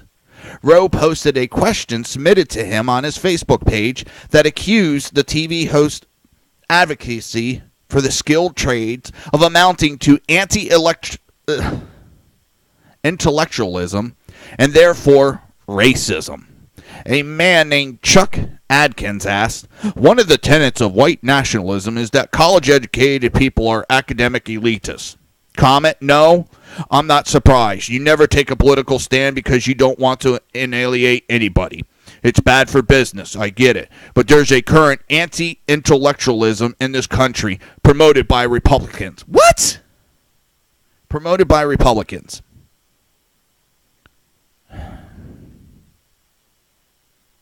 Those people love you, and they think your initiative is their initiative. Meanwhile, the rest of the world is kicking our ass academically. So, college is not for everybody. Oh my God, I get so sick of that. So if everybody has a goddamn bachelor's degree, the bachelor's degree becomes worthless. I've already seen job offerings and paying maximum $9 an hour, but you have to have a bachelor degree. I mean, I've seen it more than once. Why? Because they're becoming a dime a dozen. Rowe, a popular, jovial TV personality, went off in a long, brutal response. Since we're being candid, allow me to say how much I dislike your post. Everything about it annoys me. Your smug and snarky tone, your appalling grammar, your complete lack of evidence to support your claim, and of course, your overarching logical fallacy that informs your entire position, Rowe wrote. See, this is one guy I would not want to get in a debate with. Seriously, I would not. I mean, he would just lambaste me with the dictionary. In fact, I'd just be like, Rowe, just hit me upside the head with the dictionary, and it will be quicker. What really bugs me, though, is the fact that you're not entirely wrong. It's true. I haven't shared any political opinions this week, in part anyway, because doing so might very well be bad for business. What can I say? I work for half a dozen different companies, none of whom pay me to share my political opinion. I run a nonpartisan foundation. I'm about to launch a new show on Facebook, and I'm very aware that celebrities pay a price for opening their big fat gobs. Gilbert Godfrey, Kathy Griffin, Colin Kaepernick, Milo Yiannopoulos, even that guy from Google who just got himself fired for mouthing off. There's no getting around it. The First Amendment does not guarantee the freedom of speech without consequences. And really, that's fine by me. So no, I'm not going to share my personal feelings about Charlottesville, President Trump, or the current effort to remove thousands of statues of long-dead soldiers from a public square. Not just because it's bad for business, because it's annoying. I can't think of a single celebrity whose political opinion I value. I'm not going to assume the country feels any differently about mine. So rather than blow myself up and chime in with all the obvious observation about the cowardly scum and the pointy hats, I'm going to talk instead about my belief that comments like yours pose a far greater threat to the future of our country than the existence of a memorial to Thomas Jefferson or a monument to George Washington. Ready? And this is where it starts to get good.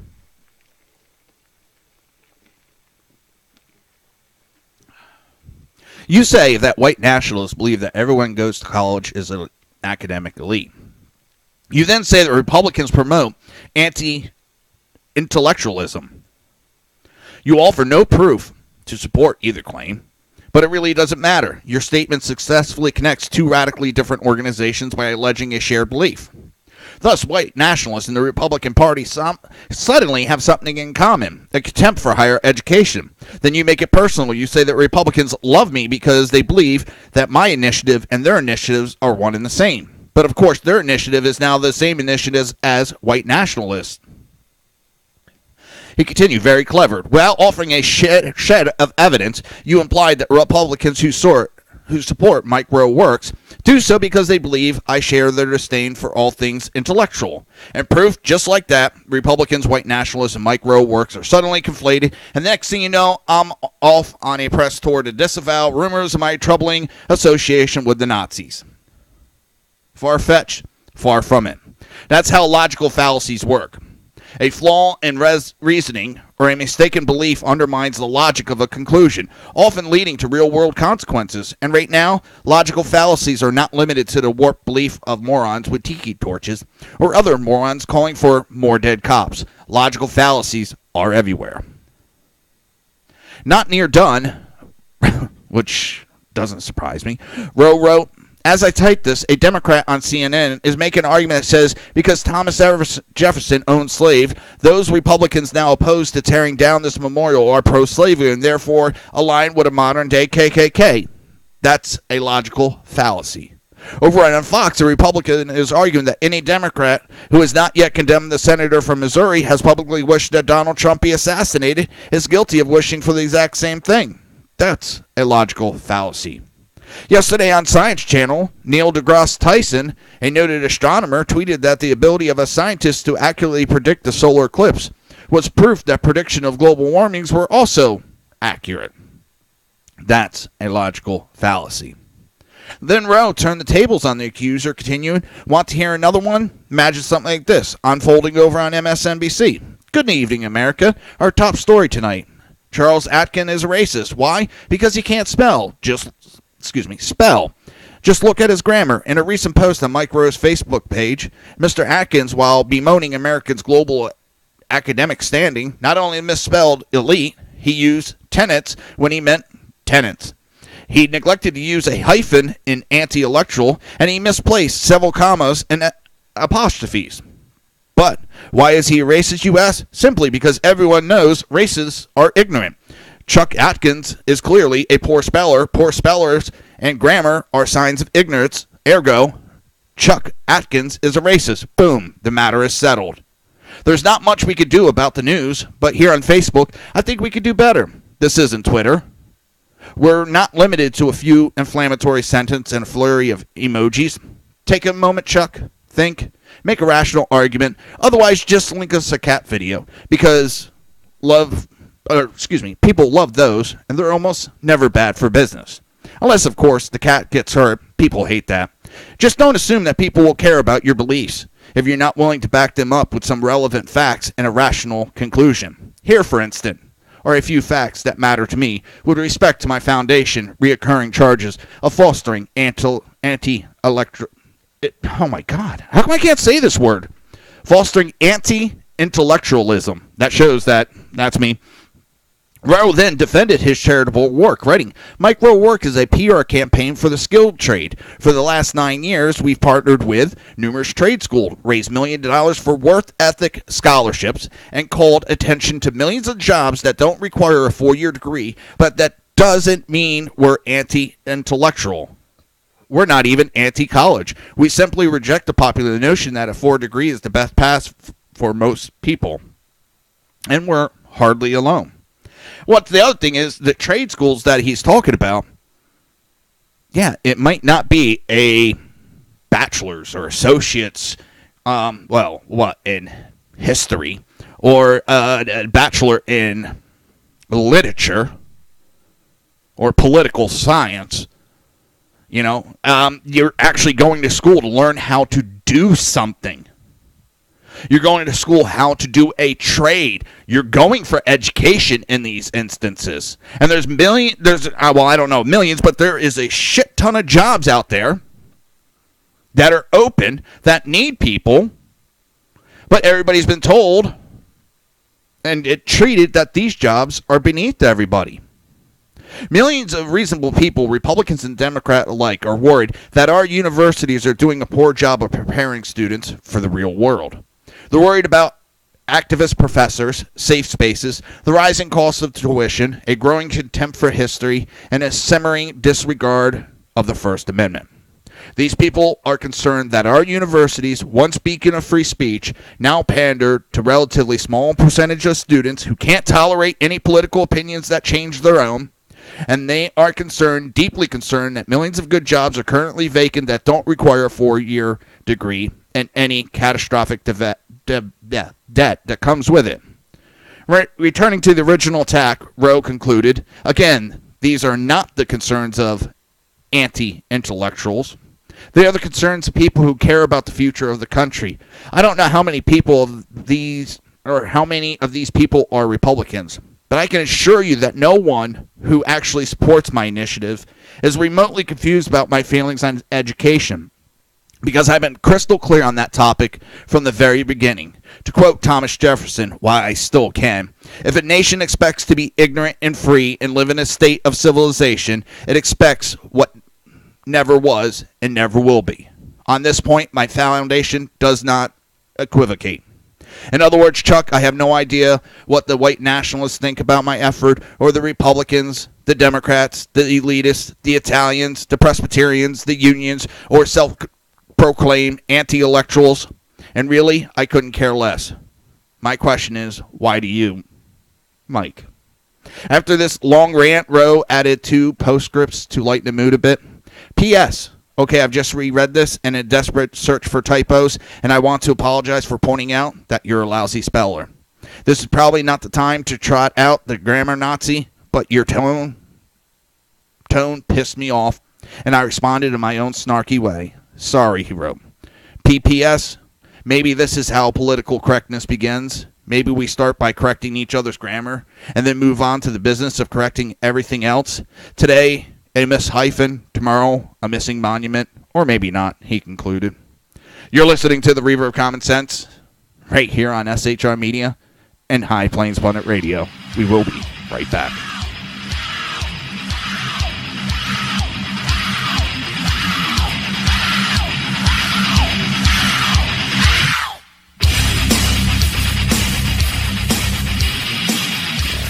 Conservative media done right.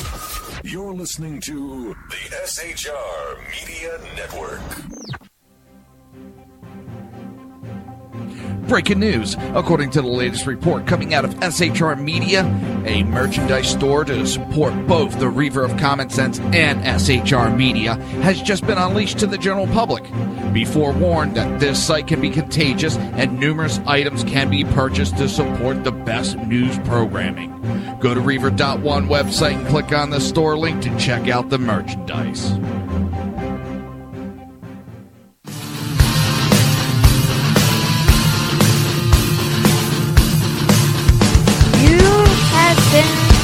Listening to Reaver of Common Sense, hosted by my dad, Jersey Joe.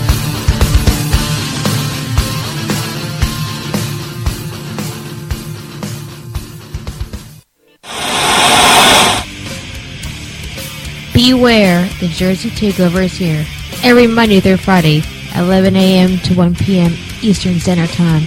You can catch the Reaver of Common Sense show, hosted by Jersey Joe, right here on SHRmedia.com and HighPlainsDailyNews.com. Only Jersey can deliver hell like no one else, so consider this your fair warning.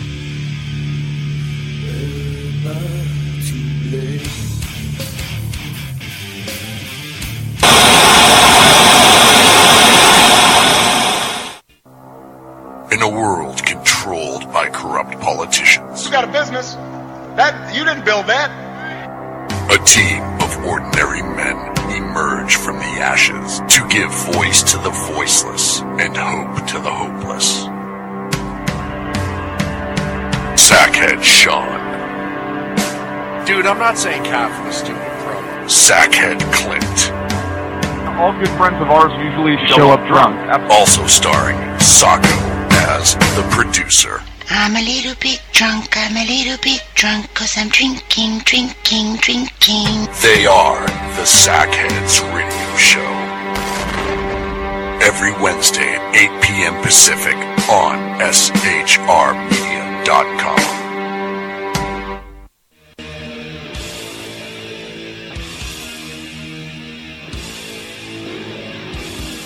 Every Wednesday night, 8 p.m. to 9 p.m. Eastern Standard Time, you can catch the Southside Mud Show with its hosts, the Jersey Boys, Jersey Joe and Crash, right here on SHR Media and High Plains Pundit Radio, where we will be digging up the dirt.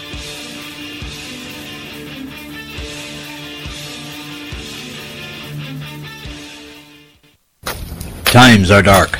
The people misled by corrupt politicians, lied to by establishment media, and deceived by the false messages of Islam.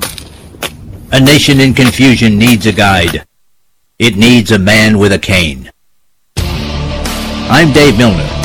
Join me on Spreaker, SHR Media, High Plains Talk Radio, Live Rebooting Liberty, and YouTube for a unique brand of commentary on the unpleasant blind guide. Because truth is not always pleasant. If you miss a show, don't worry. You can catch the replays two ways, rebootingliberty.com or the reverbcommonsense.com. While you're there on Reverb Common Sense, don't forget, drop in your email and keep up to date with everything going on, or click the like button on the Facebook widget. Now on to the Reverb of Common Sense.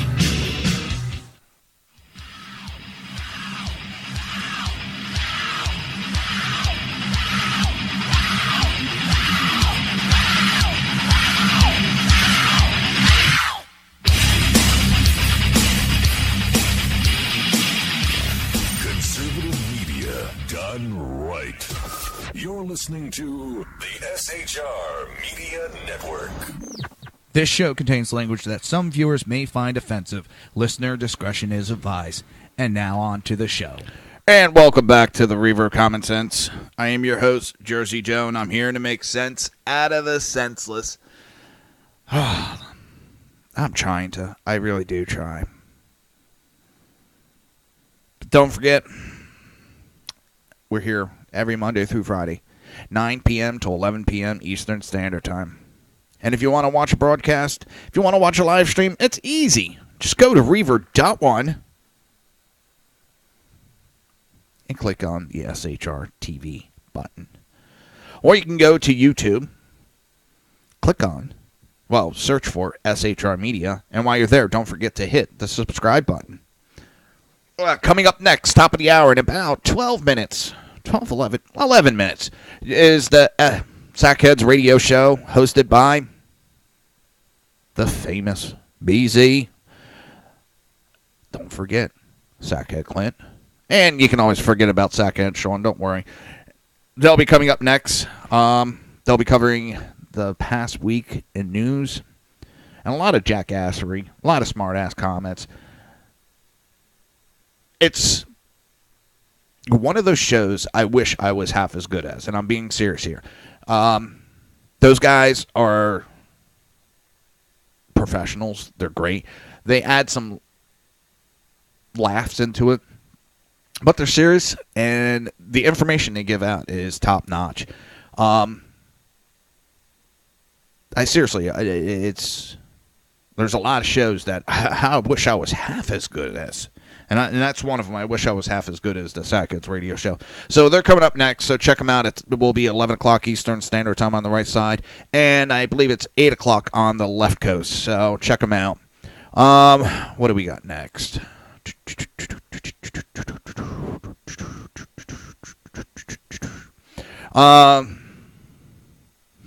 This.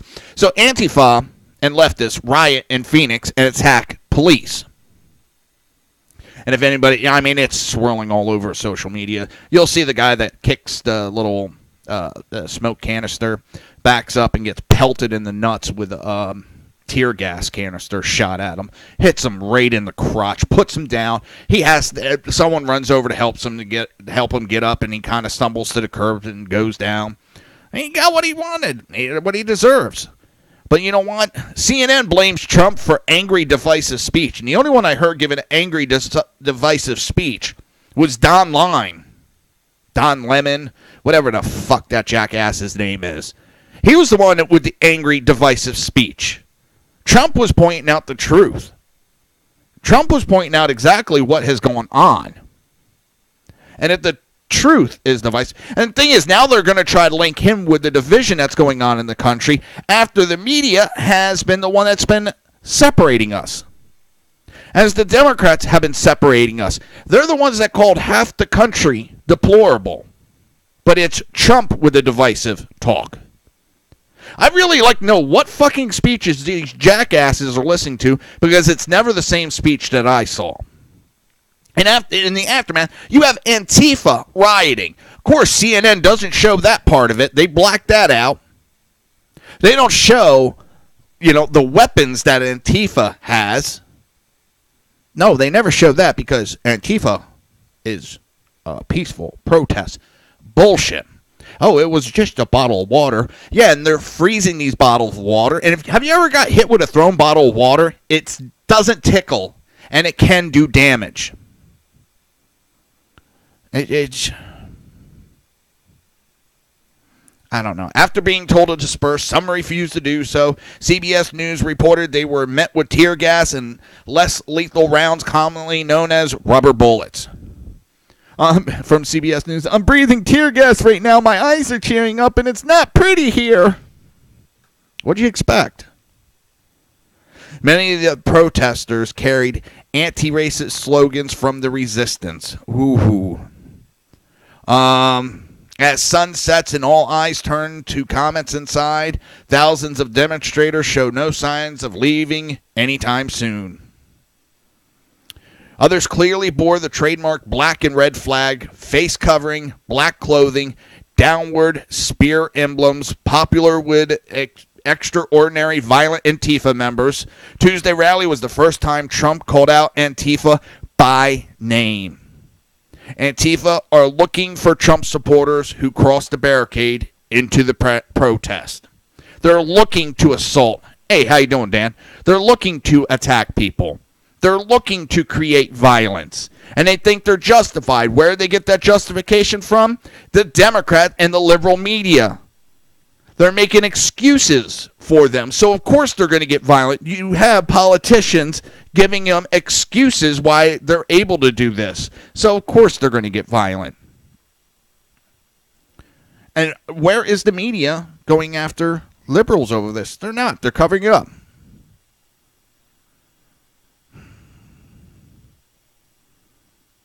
I don't know. Several members of the anti-racist pro-worker John Brown Gun Club were seen earlier in the day with firearms. They're supposed to be the armed forces of Antifa. Picture taken 30 minutes ago. Armed group identified as John Brown Group said it's anti-racist pro-worker here to protect protesters. CNN crawl, meanwhile, appear to blame not the rioters, but President Trump, who is, in their eyes, guilty of delivering an angry, divisive speech to his supporters. Why? Because he blamed the news for what they're doing? They're getting pissed off, CNN is, because they're being put out on what they're doing, false, fake news? But then they say, he eclipsed the truth, or whatever the hell that little crap. I'm going to speak from the heart. Wait a minute, I got to let the teleprompter catch up. Oh, I would not believe Don Lemon if he told me the sky was blue and we were outside standing. I would have to look up to make sure that the sky was blue. That's how much I trust him. And again, I wouldn't let him watch my pet sluggo. CNN post at real Donald Trump rally. Protester reportedly tossed water bottles. Police responding with tear gas, pepper spray, concussion grenades. Yeah, I've seen the pictures of the weapons these people have. And the water bottles aren't always water. It's urine in it. chemicals they're putting in these bottles and throwing it at police. They're freezing the water.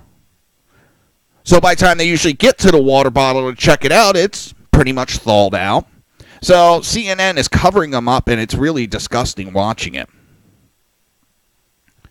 Along with other mainstream news outlets, CNN has been fawning over Antifa since their emergence on the public stage. After years of steadfast refusal to mention their existence, on Saturday, the news network put out a piece with an Orwellian headline claiming Antifa seeks peace through violence. So protesters at Trump's Phoenix rally used gas canisters, rocks to assault police. A group of anti-Trump demonstrators used gas canisters, rocks, bottles to assault police Tuesday night and create havoc at what officials said was mostly a peaceful protest in Phoenix. Video captured by a local reporter also showed a smoking object being thrown at police while hundreds of officers attempted to keep order at a rally after President Trump's speech at Phoenix Convention Center had ended. Listen, if everything goes peaceful, won't make the news. So Antifa's got to start violence to get the cops to go back at them so they could play the victim. So CNN can only show you the second half, not the first half of what happened. A very small number of individuals chose criminal conduct, Phoenix Police Chief Jerry Williams told reporters late Tuesday. The individuals broke down fencing at one point and dispersed gas into and at police officers. They had their own gas they threw at police, not our gas. The violence resembles the mayhem perpetrated by Antifa groups, militant far-left anti-fascist groups that have protested Trump at other venues. I love how anti-fascists bullshit, they're fucking fascists. Well, who was it? I mean, I know I keep harping on it. I can't remember who, the English guy, who said the next group of fascists will come at us saying they're anti-fascists.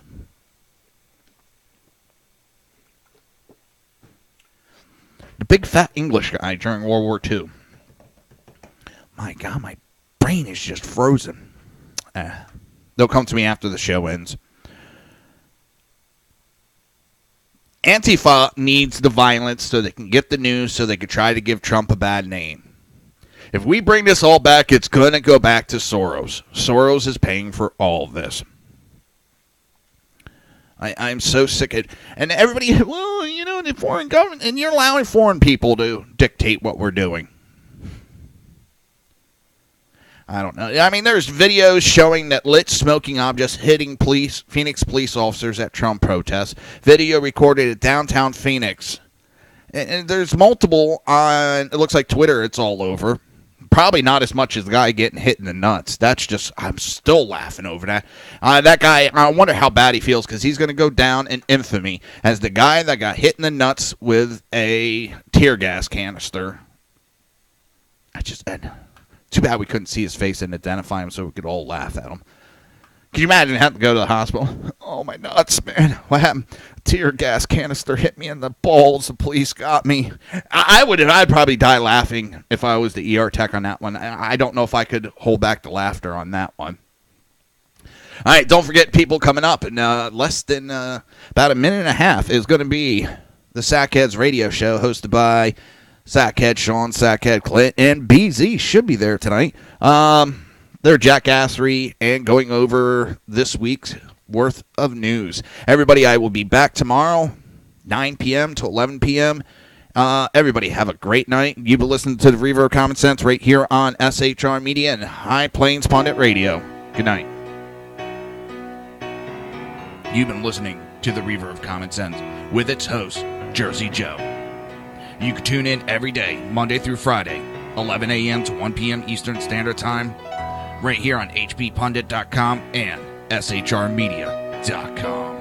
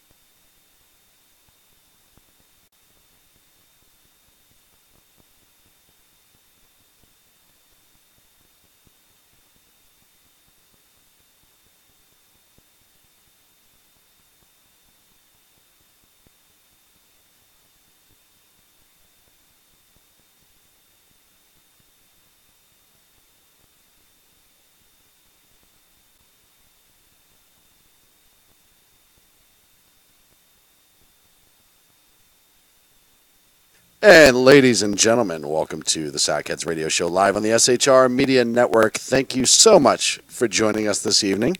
It is an absolute pleasure to have you here, live from Studio 1 in beautiful downtown sunny San Diego. Wait, where are we? Yeah. Good enough, right? Good enough. Good enough for me, too. Good. We're in northern Mexico. Yeah, we are in North. We are in North Mexico. Oh, it's sad because it's true. It's funny because it's true. It's a lot of things because it's true. Thank you so much for joining us. Thank you to Jersey Joe, the Reaver of Common Sense, every Monday through Friday at 6 p.m. Pacific, 9 on the East Coast, getting us warmed up. Thank you, Joe. As always, Joe is the man. His show, he's had so many great shows since he's come to primetime. It's just, before that, it really kind of sucked. Whoa, sorry. Before that, it really kind of sucked. A lot. Yeah, it's like, just like not even a little bit. Like it wasn't even right. Tolerable. Right. It was just horrific before that. Yeah. And everyone's asking already. Easy chat room, easy. What are they asking? Where BZ is. First of all, let me finish dumping on Joe before we jump right to where's BZ. People. Why? Listen, all right. Listen, it's our show. Right. Don't be showbizzing like our stories or where people are right off the bat. Just simmer down. Oh, where's the fat guy? Where's the fat guy? I'm right here. I'm right here. No. Where's the jolly fat guy? He reminds us of Santa. I want to see that guy. Ho, ho, ho. Christmas year-round every Wednesday night. Yeah, no. Jeez Louise. It's nice to know who the loved one is here now, right? Right. Remember when people liked us? No. No, neither do I. It's a good call. Actually, not at all. It was a long time ago. It was before they actually knew us. It was before anyone listened. They liked us, then they listened, and they don't. No, BZ is off tonight. He's getting full body electrolysis. He is. It is actually a 4-day procedure, 24 hours around the clock. Mm-hmm. And he did it. I don't know why, but he did it in Mexico. Proper Mexico, not North Mexico, where we are now. He did it in Mexico proper, and it only cost him $350. But that was with airfare, hotel, lodging, and food. Right. And medical treatment. Right. Yeah. Which was pretty good, Not actually, bad. if you consider. Not bad. I think it came out to like 4,576,321 pesos. Well, and that's a rounded down. Right. I think you rounded down there, and that's fine. I get that a lot. So BZ will be back next week. He actually took the whole week off, both from our show and from the Berserk Bobcat Ballroom. Saloon. And he will be back next Tuesday. His regular time, 8 p.m. Pacific, 11 on the East Coast. God. You know what? I was right in the middle of giving Joe a hard time. Wait. Hang on a second. What? And when you replay this, you're going to hear this. I was right in the middle of jacking. Right. Is what you're going to hear. Very good call, my friend. Thank you. Very good call. Now everybody's going to go back and replay that later. The nose is eclipsing the room. Yeah, it does that. I don't know what he means by that.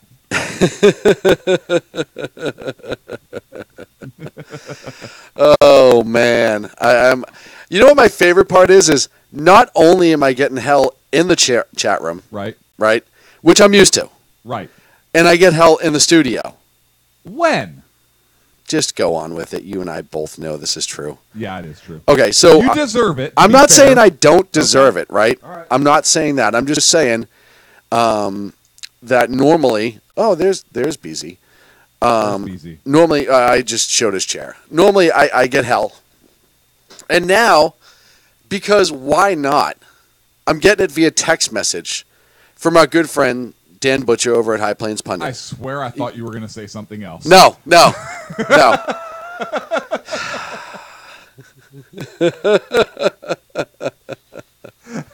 This was my face.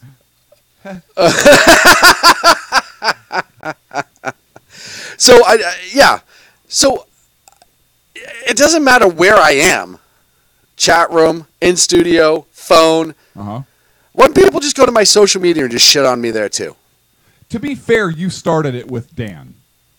How did I start it with Dan? Yeah, you're right. You told the truth. I told the truth and nothing but the truth, so help me God. It's annoying is what I'm saying. What, his show?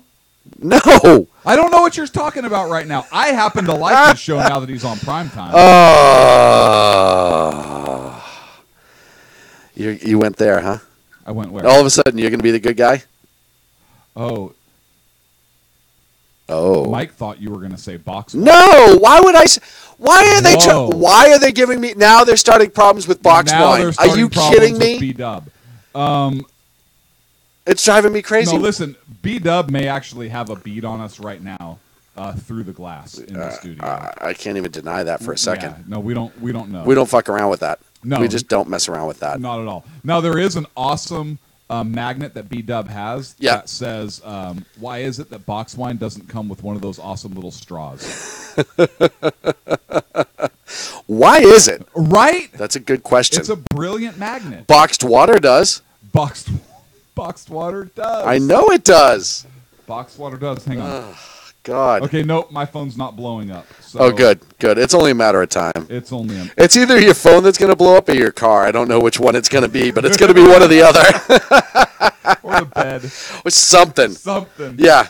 Yeah, well, no, that's actually probably the last thing that blows up at this point if you keep going. I'm just saying. Just saying. So, yeah, no BZ tonight. Yeah, there's a lot going on this week, man. How are you, though? Before we get into all this jackassery, how are you? I'm doing. Hang on. Oh, now Jane Butcher. Now I'm getting it from Jane Butcher, who I say nothing but great things about because I'm petrified of. Right? Yeah. Hang on a second. I want to tell you this because now my phone is getting blown up from B-Dub. Of course. And here's what it says. It's a photograph of the back of your head. Oh, no. Taken through, I don't know how, thermally. Thermal imaging? But the head sausage is there, so it's obvious whose it is. Through that glass that's behind you now, I'm not even kidding you, with a mil-dot scope. Well, that's a good one, at least, right? At 126 yards. Right. With a wind formula. Ooh, she's got dope. And right now, she's saying that at this distance, there's a 10-mile-per-hour full value wind left to right, and she's made proper adjustments. I don't know what that means, but you might want to scoot your chair to the left. You know what all that means is she opened up a second box of wine. That's all that shit means. Right. That's the translation. Because she took the box from the left and moved it to the right because it was empty. Right. And the wind knocked it over. It wasn't wind. Into another box. She spelled wine wrong. W-I-N-E, not wind. She jacked it up. Oh, if I thought I knew any better. Oh, yeah, I finally get thermal limit. I'm thirsty. Hey, bring me that box of wine over here, would you? Be a gem. Bring me that box of wine right over. Jeez Louise. I'm not gonna waste good bullets on this. I got alcohol. Right, exactly. These two jackasses can say what they want. I'm drinking myself into a stupor. They'll do it to themselves. They'll piss somebody off and they'll do it for me. I don't even have to try anymore. It's that easy. I'm gonna go home and get drunk. Show you smart asses. I'll be passed out when you get home, big nose. Yeah. Passed out. I love that one. No, really, I'm asleep. You must have been there a couple times. Oh, God. So, yeah. So how are you? I'm doing all right, it's just everything's the same. I'm doing all right. Thanks for asking. What about you? You're welcome. Yeah, same. There's a lot of crap going on. Yeah. So last week, one of the things that we talked about, and I just want to recap from last week a little bit, is BZ, you and I had a really good discussion about how close we are to everything going to shit. Now, hang on a second. Was that BZ, you and I had a good discussion like you were talking to BZ, or was it BZ, you referring to me, and I referring to you had a good discussion? The second one. Thank you.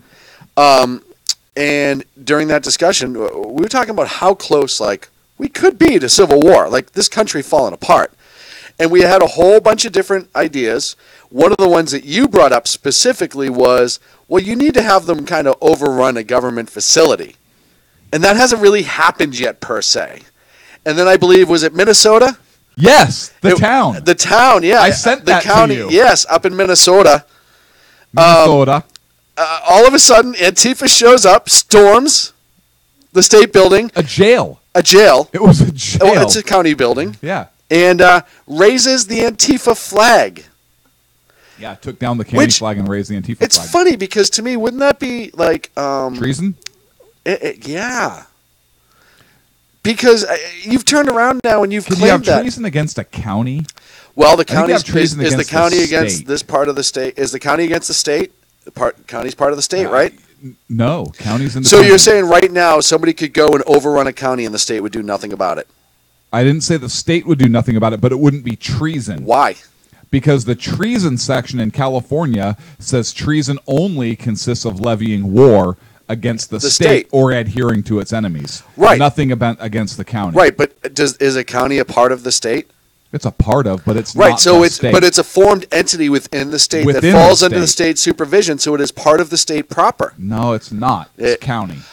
Who in the state of California Don't is? you point that little sausage finger at me, Mr. Okay. Wavy McWaverson. I will ask you this, and I will see if you know the answer, and I believe you do. 24. Who is supposed to be staffing law enforcement at county courts in the state of California?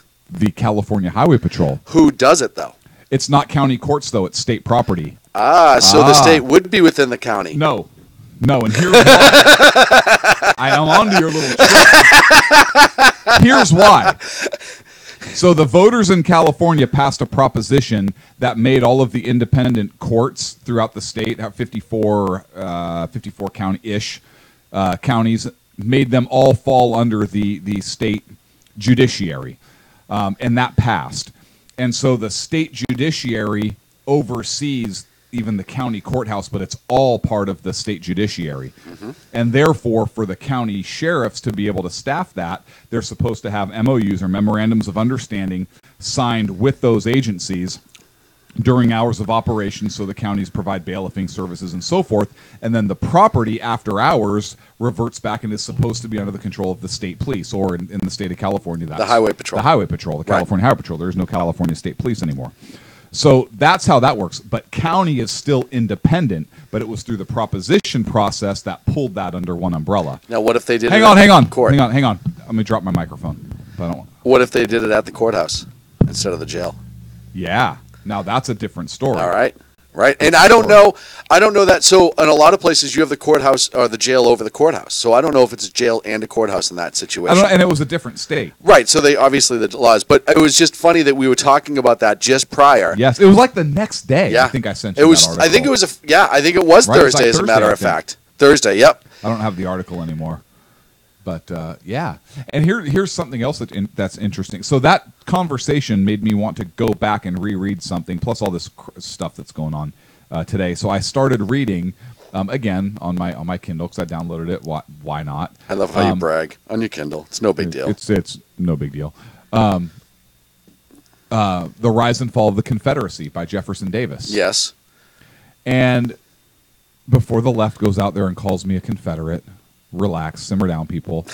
Good to know your history and your arguments on both sides of an issue. But he actually makes the case. If you haven't read it, it's really interesting reading. He actually makes the case for the secessionist argument. And, there's people that have said, oh, the Civil War really settled that the states have no right to secede.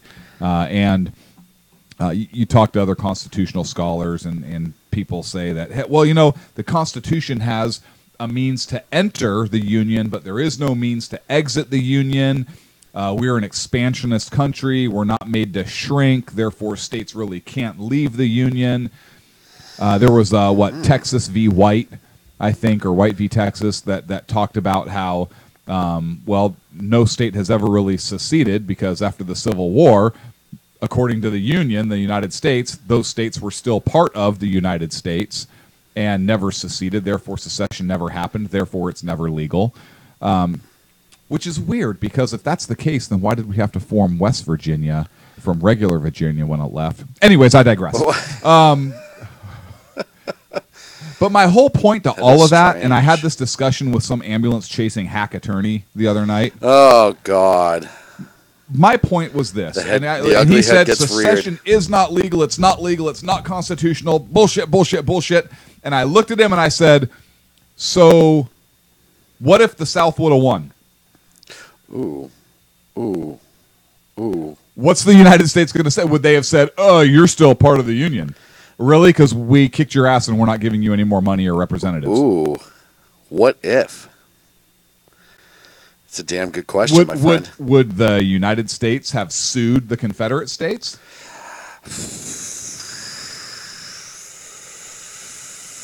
Maybe. Right? So this is my whole point when we're talking about secession.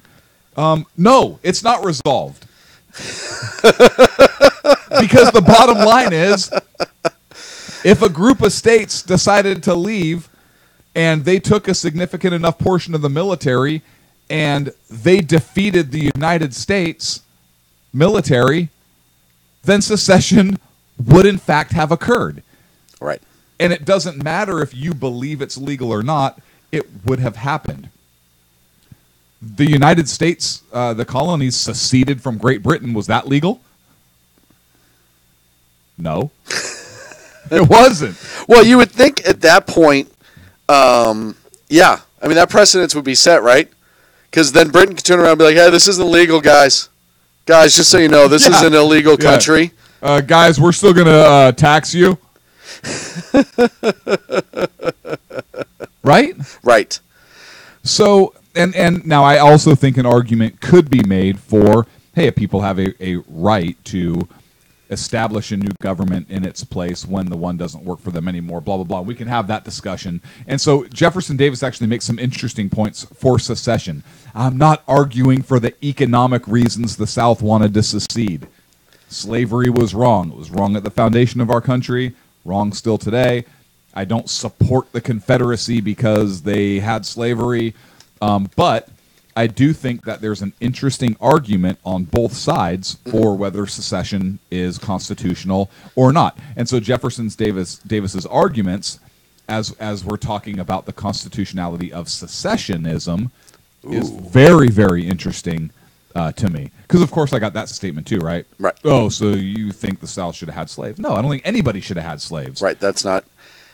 It was an no, economic... It's not the sake of your argument right there. No, not at all. Slavery was But that goes into how the left works, right?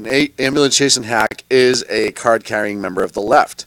Right. He went right to the extreme. He was losing the factual argument, so now he's going to go emotional into the extreme. But what was awesome is I went back to the extreme on him because he made some comment about we stole Indian land, and I looked at him and said, they lost. Right. Right, wrong, or indifferent. Yeah. They lost. Conquering is how every country was formed and expanded at the time. It doesn't matter if we gave them bad blankets. I know. And look. That's not to say it wasn't a barbaric act, but once again, you're trying to hold accountable the people of that time to today's standards. Right. And so, I told him that. I was like, look, the Indians did some pretty horrible crap too. A la Enoch Brown's Schoolhouse. Well, right. But they did some bad stuff too, but yes, they lost. I'm not sorry they lost because I think we have a great country today, but they lost. And he was like, "Oh, it was horrible, blah blah." And I looked, I said, "Okay, so should we give them more land?" He said, "Absolutely." I said, "Cool. Should we give the East Coast back to England?" Yeah, how far back do you go? And he looked at me. He goes, "Why do you always do that and be ridiculous?" No, it's the same argument. Well, do we want to give the southern part of the country back to the Spanish? Yeah. I said, okay, then should we give California back to Mexico? Well, I'm okay with that. I think California is actually trying to do that. They're trying to give themselves back. Yes. Yes. Oh. There's a big Calexit movement right now. Speaking of California, did you hear that there's some jackass lawmaker, I can't even remember his name, they're trying to pass a law, which, by the way, California has the majority in both the Assembly, the Senate, and they have the governorship, so they can pass it has whatever. Nothing to do with how they draw district lines. Nothing to do whatsoever. It's San Francisco and Los Angeles, but it has nothing to do with outlying areas dipping into those population pools. Anywho... They're trying to make it a misdemeanor if you address somebody by the improper pronoun. What? Yes. What? They're trying to make it So if I say, hey, shithead. Or, excuse me, ma'am, sir. Oh, no, I just committed a misdemeanor. Oh, let me pull it up. I thought you would have heard about this. Oh, shush. Oh, way downtown, fruitcake. This is the look on your face right now. Oh, California. Misdemeanor.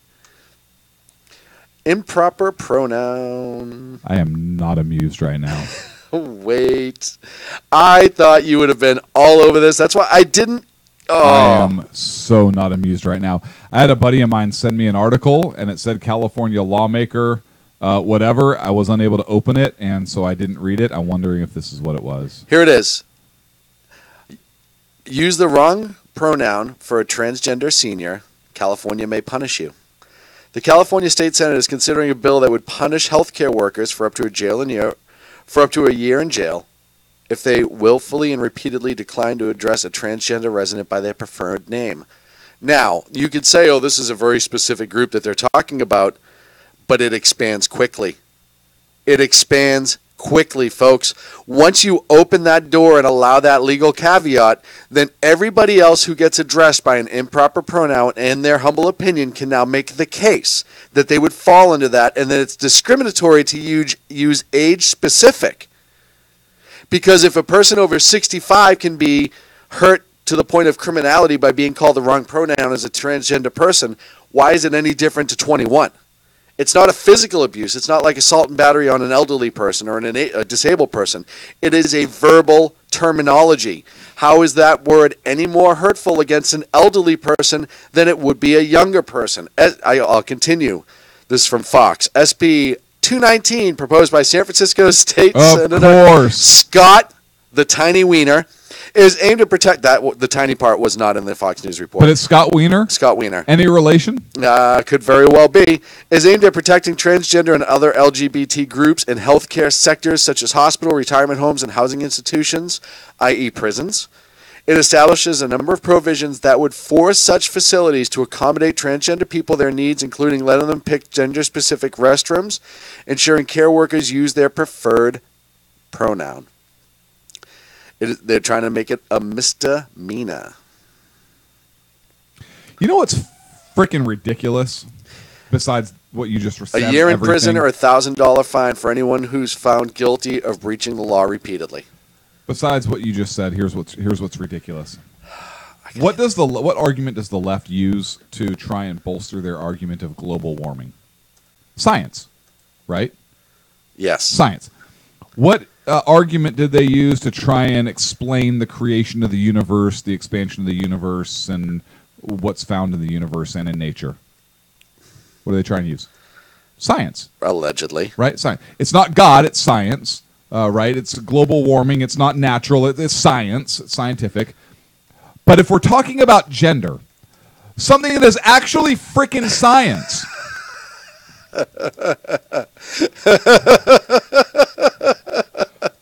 Does nobody freaking see this? How am I the only one seeing how freaking ridiculous this is? It is over the top. Right? Abortion. It's not a baby. It's science. It's science. It's an embryo. It's science. We can clone human beings. It's science. We can clone sheep. We've done it. Science. It's science. It's in the interest of learning.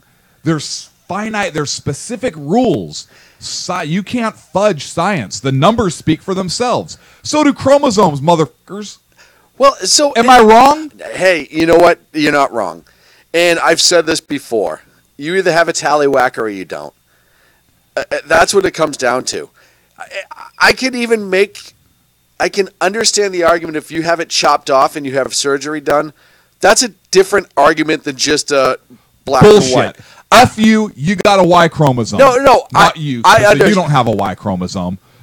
But if somebody I might have an extra one, actually. Have you seen the amount of hair on my back? I have. But I'm not even saying I agree with it. I'm just saying at that point you could have an argument, right? But the reality of the situation is you're born one way or the other. And these parents who are trying to say that at 5 years old their children yes are, they identify, they don't know what they identify as. Because if they're so wise to be able to make that choice, why don't you have them start driving the car, going to work every single day? I've got a better one for you. There's a reason we have child labor laws. I've got a better one for you. Vote. If a child can make a determination of what their gender and sexual identity is, then how can they not? Why is it they're not sexually active? Right. What's next? Is that next? Right. That's got to be the next logical leap, right? There's no such thing as pedophiles. Love is love. Right. Which, by the way, I do not ascribe to that philosophy. No, I don't either. But you have psychologists who are starting to push that psychology now. Because it was almost like with transgender. At first, it was considered a mental disability, and now it's a preference. And it's a slippery slope that you run into. Listen, I have said before, time and again on this show, that you're on camera. I've said time and again on this show. And by the way, if you're not watching us on YouTube, go to youtube.com, search SHR Media. That what two people do in the comfort of their own home, behind closed doors, as long as they're adults of sound mind, and everybody is there on their own free will, I don't care. Yeah. I do not care.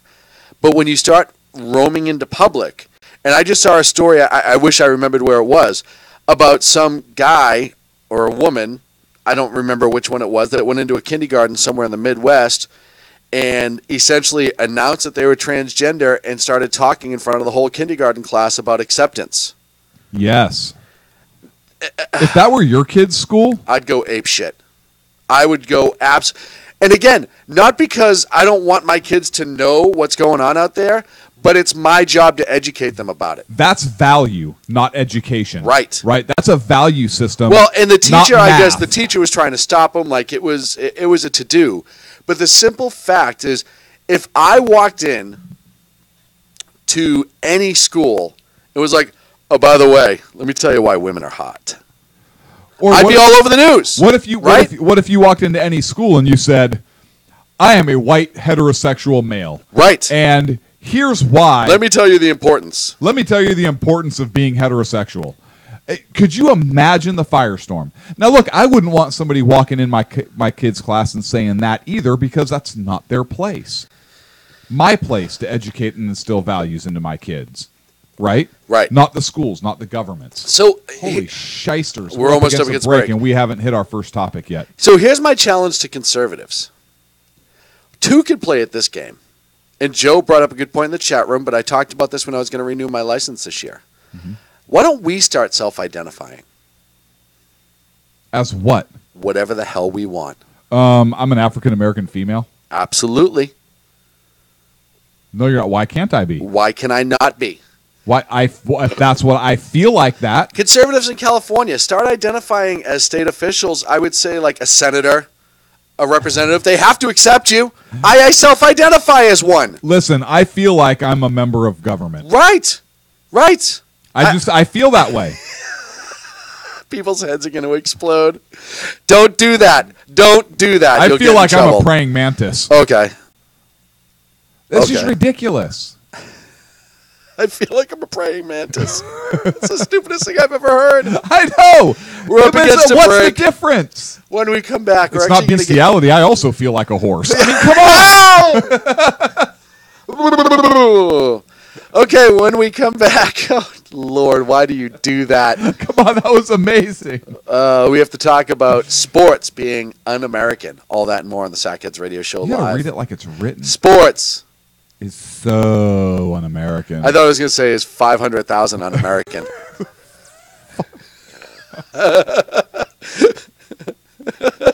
You can't stop me. Well, I self-identify those as numbers. Nor do I. I self-identify those as we'll be back right Latin. after this. Dear God, help us all. From all Latin. of us. We need all of us. World Hall.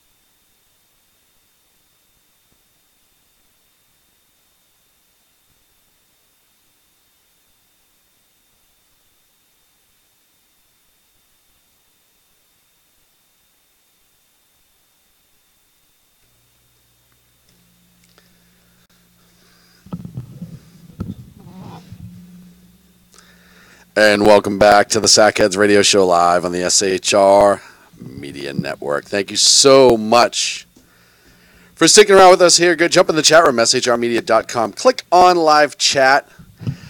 I definitely...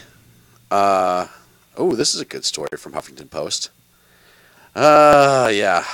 So Dan Butcher every once in a while sends me a good story just to help out. Oh, hold on. Just to help out. And he just sent me this link from Huffington Post of all places. Its titled is Activists Want Trump to Support the Right to Go Topless. Wait, what? Yeah. Who's going There will be at least 40 protests around the world this weekend that don't concern white supremacy, Donald Trump, or free speech, the article says. This one is the right for women to go topless in public without fear of arrest or shame. I love it. This is about the right for a woman to go topless. It is all about the 10th annual Go Topless Day, a global protest held in every August since 2007, dedicated to ensure the right to people to go shirtless if they wish. Yeah. By the way, I believe in some states it is totally legal for women to go shirtless. Yeah. The event protests gender inequality where nipples are concerned, according to organizer Nadine the Nipple Gary. I don't know if she's called the nipple, but I added that myself. She told HuffPo that it is unfair that women can be publicly shamed or arrested if they choose to go topless, a problem men do not face at all because we don't have chesticles. To that end, all the participants, women and men, depending on the city, either bear or wear pasties over their nipplies. In true equality, either everyone has it or no one has it, Gary told the Huffington Post. Go Topless Day is organized by a group of UFO believer called Raelians who believe that humans were created by advanced extraterrestrial scientists known as the Elohim. As such, allowing women... Elohim. Huh. The word him's right in it. As such, not allowing women to go topless is an insult to their alien artistry, ladies and gentlemen. Alien artistry. That's what's going on over at the Huffington Post. That's just so you know, the important news happens at HuffPo, apparently. Oh, God. We have to get to sports I support it with limitations. If you've got big toe indicators, like if the nipples point straight down, then you should not be allowed to go big topless. Toe indicators. Right? If you've got pancakes, flapjacks, whatever, then you should not be allowed to go topless. Joe, you brought up man boobs. Oh, God. Should not be allowed to go topless. Yeah, I should not be topless anywhere. Right? Right. But if you have nice perky ones, or even if you shave your man berms, and Sean does. Yes, thank you. And at least a B cup. If you shaved them, like I would be okay with that. Yeah. Right? Like if I didn't know any different. Why do I have to shave them, though? Why can't you accept me for who I am? Because I'm not a lefty. Oh, well, that's a good point.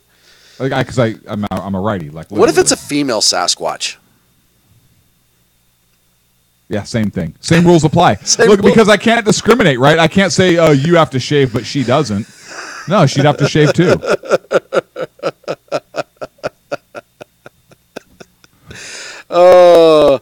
Let's move on to news that really matters right now. Sports is so 500,000 un-American.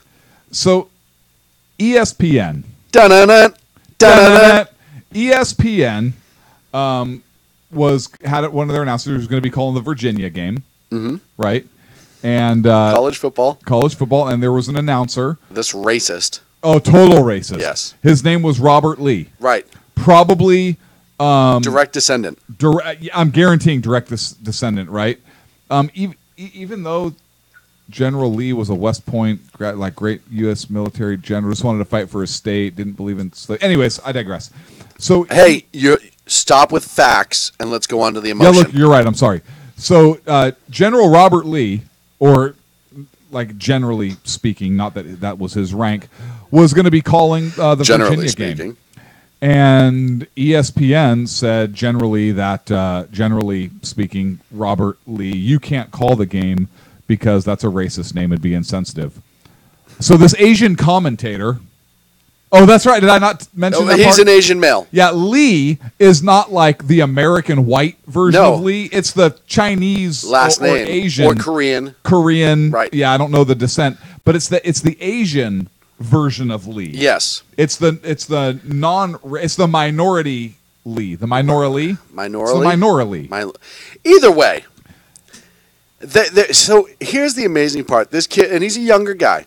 Kid goes to broadcast school, works on his craft to become a football announcer for sports, is finally living the dream. He has done nothing wrong to anybody that we know of. That is not true. He was named after a Confederate general. He's a racist pig. Clearly, he wanted to call the Virginia game because that racist Asian didn't like... Muting him now. No. No, the guy's done nothing wrong. He had a racist name, Sean. He had the name of a Confederate. But here's the thing. Listen, everybody named Robert. Everybody named Robert. But hold on. Flipping douchebag. I don't know his family history, right? I don't know if he's first generation, second generation. Doesn't matter. Doesn't matter. The kid grew up busting his ass. He went to school. He learned a very difficult craft. A craft that is, and a job that is very, very difficult to get into, a professional sports announcer where you actually get paid. Yeah. The kid probably worked 1,000 high school football games, all those things to try to get to that point. He finally gets it. A Virginia game, which is a pretty big college football game. Yeah. To be an announcer. But because his name is Robert Lee, the Democrats, the leftists, Antifa, BLM, flip their shit. And ESPN pulls him. So hang on a second. Here, Mr. Lee. By the way, there's a shitload of amazing memes about this. The words will not do them any justice because they're all pictures, but it's this guy's head on every picture of Robert E. Lee ever. Oh my God. It's amazing. Look, so here's the thing. Mr. Lee, I think, does he have a lawsuit against ESPN? Absolutely does. Here's why. He was pulled because of his name. Yes. His name is of Asian descent. Right, so it is discrimination. Absolutely. I agree wholeheartedly. Absolutely. Why did you pull him? Well, because of his name. His name is of Asian descent. Well, we didn't pull him because of Asian descent. Well, then why'd you pull him? Then why'd you? Because of his name. Right. Has he done anything wrong? Has he done anything wrong? ESPN has lost their freaking mind. Well, and I've talked about this time and again with ESPN, and Curt Schilling's talked about this too a lot on his show, is they've ventured off into politics and sports instead of just being sports. Yeah, they have. And even Fox Sports now is starting to wager into is it. Starting to wager one into way or the other. Look, so the NFL, I want to talk about this also because we had this on the big board of topics tonight. The NFL, there are more and more players now who are sitting during the national anthem. Right. And first of all, it's disgusting. It's really so this nation is so freaking horrible. And off the Robert chain. Udell won't do a freaking thing about it. No, he panders. The owners won't do a freaking thing about it. Look, you can mandate that your players stand during the pledge. Didn't Dallas do that? Mm-hmm. Did New England do that too? I don't know if New England's done that. I know there was one player last year that kneeled for one game, and that was it. So these players, who, by the way, are freaking privileged themselves and top dollar earners themselves, more than any common man. And yeah. And this country has given you the opportunity to do that. This capitalist society and the NFL, a business, has allowed this to happen. And it's because of these things you've had the opportunity and the paychecks you've had. And you're going to freaking fail to stand and disrespect the flag of a country and a country that has given you this opportunity and the men and women who have died to give you this opportunity to allow you to be a jackass. You have every right to be a jackass. Absolutely. But when you're wearing that football uniform, you're an employee. You are an employee. Yep. You are a representative of that. And it's no different than these employees at certain businesses that are like turning away cops and all the other ones that are getting fired afterwards for it. Yes. You just had the NYPD and Dunkin' Donuts not too long ago. Yep. Same thing. Yes. And ESPN, so Dan actually has two great comments out of the chat room. Regarding Mr. Lee, ESPN confirmed This Tuesday night, saying that in the moment it felt right. We collectively made the decision with Robert to switch games as the tragic events in Charlottesville were unfolding simply because of the coincidence in his name.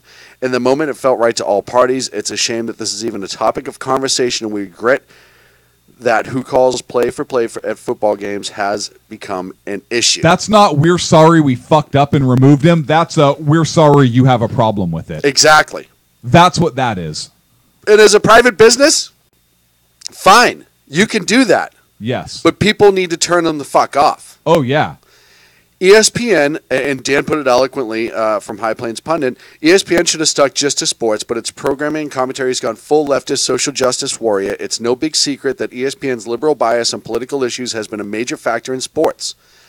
And networks their decline. And their decline. I cannot disagree with that statement whatsoever. It is perfectly eloquent and exact. And there we go. This is why I'm a Dallas Cowboy fan. Dallas Cowboy owner Jerry Jones doesn't want there to be any confusion regarding his thoughts on the matter. He does not support players sitting or kneeling or doing anything but standing for the national anthems. This from High Plains Pundit. Yep. And that's how it should be. I thought that's what it was. Of course, it's a Texas team. Well, yeah. But here's the thing. So hang on. Here's his quote. I just feel so strongly that the act of recognizing the flag is a salute to our country and all of the people that have sacrificed so that we can have the liberties we have. So he said that on a CBS Sports Radio show. 105.3 The Fan. Feel very strongly that everyone should have had the moment for the recognition for the flag in a positive way. So I like the way the Cowboys have done it.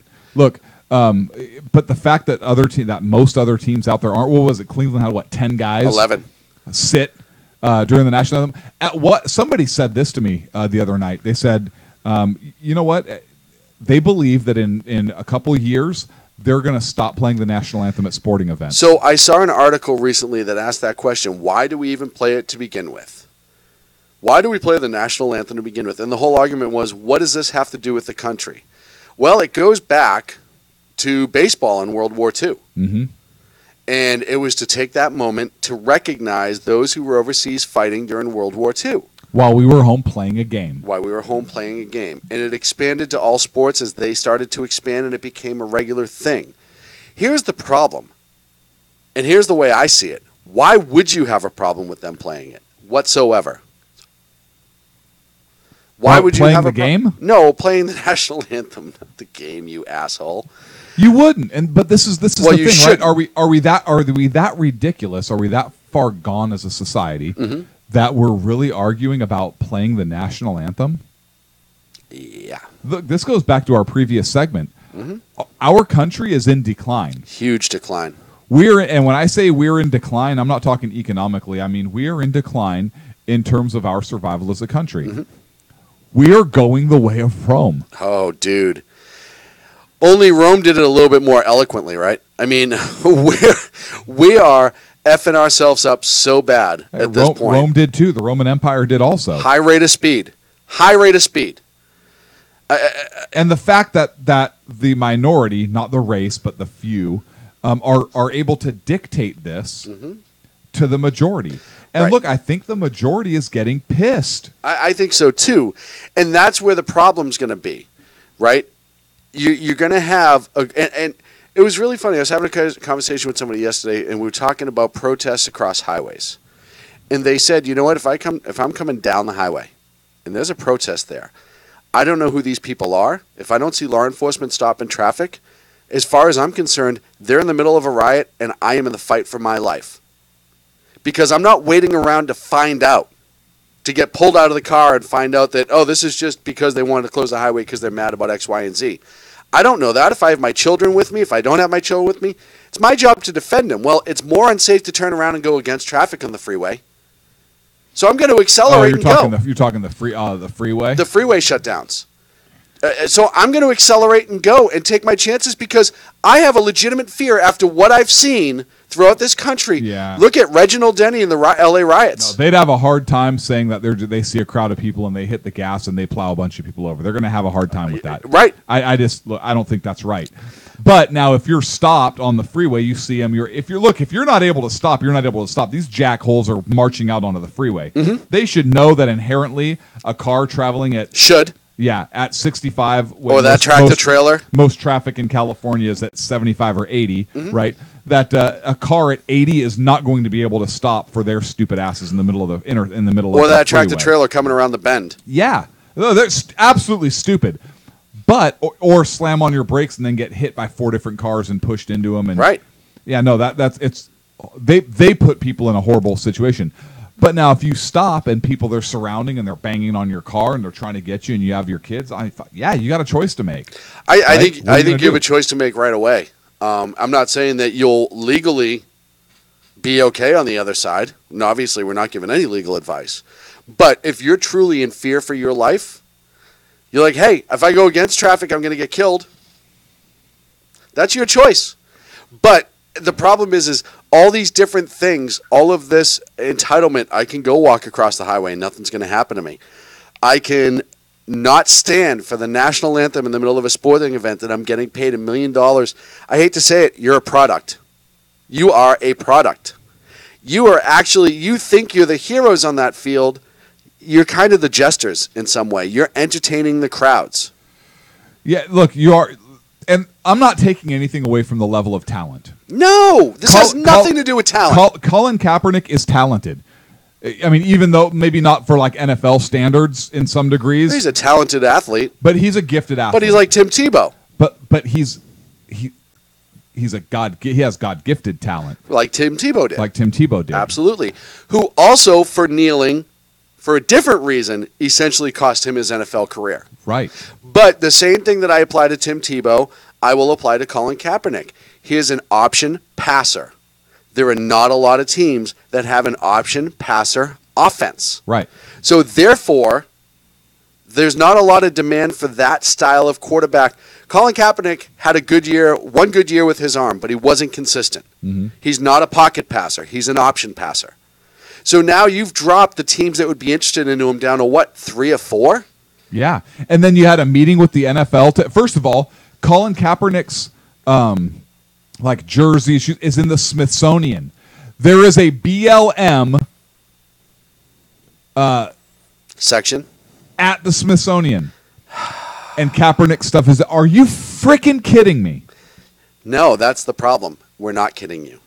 First and foremost, the fact that the BLM is in the Smithsonian is out of its freaking mind. Yeah, absolutely. So, and then you had who was it that met with the NFL today? The Antifa. No, NAA. I forget which group it was. NAA, National Association for the NAACP. Was it the NAACP? I think it was the NAACP. Or the United Negro College Fund, or I think it was the NAACP. Was it? I don't remember. So. Okay, so black organization. Right. Met with the NFL to discuss Kaepernick's situation. So they're going to strong-arm the NFL into hiring somebody that teams don't want to tell. Private teams? So, okay. You own a football team. What stops you, and I don't know the legitimate answer to this, what stops you from saying, you know what, Dallas Cowboys and New England Patriots, and let's say we take 12 teams and we're leaving, we're forming our own football league. Right. We're no longer part of the NFL. We came from the AFL. We can go back to the AFL. Yeah.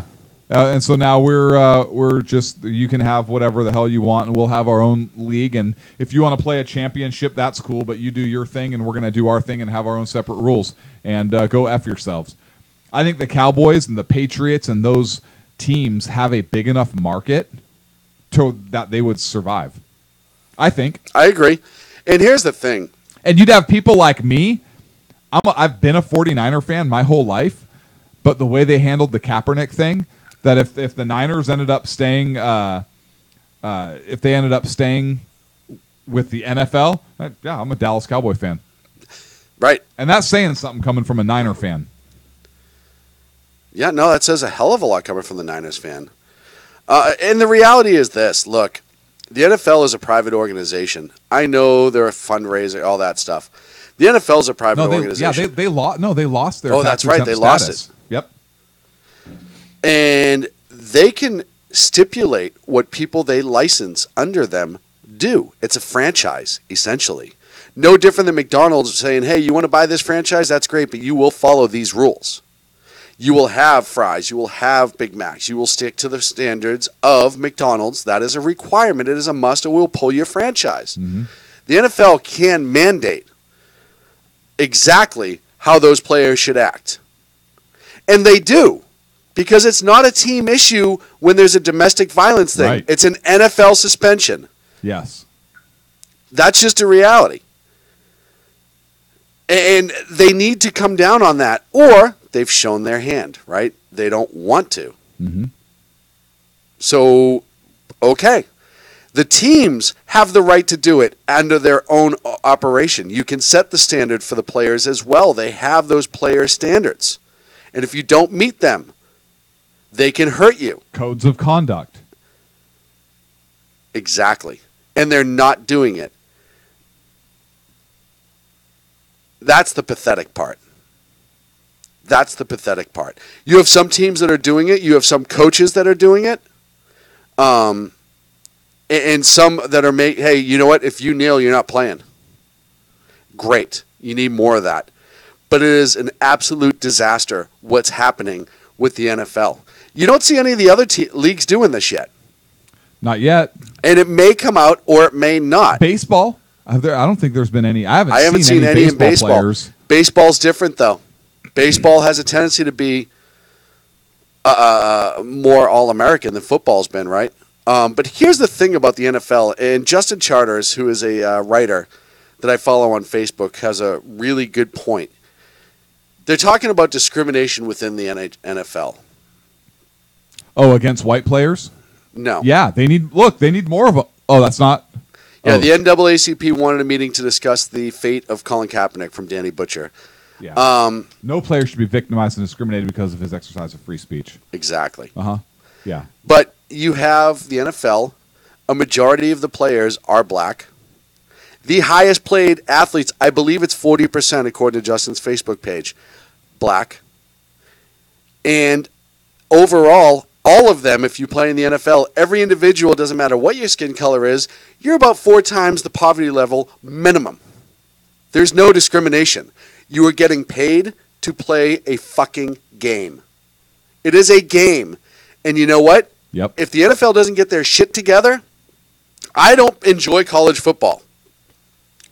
Just not a thing of mine. I just for whatever reason. No more than I don't enjoy basketball.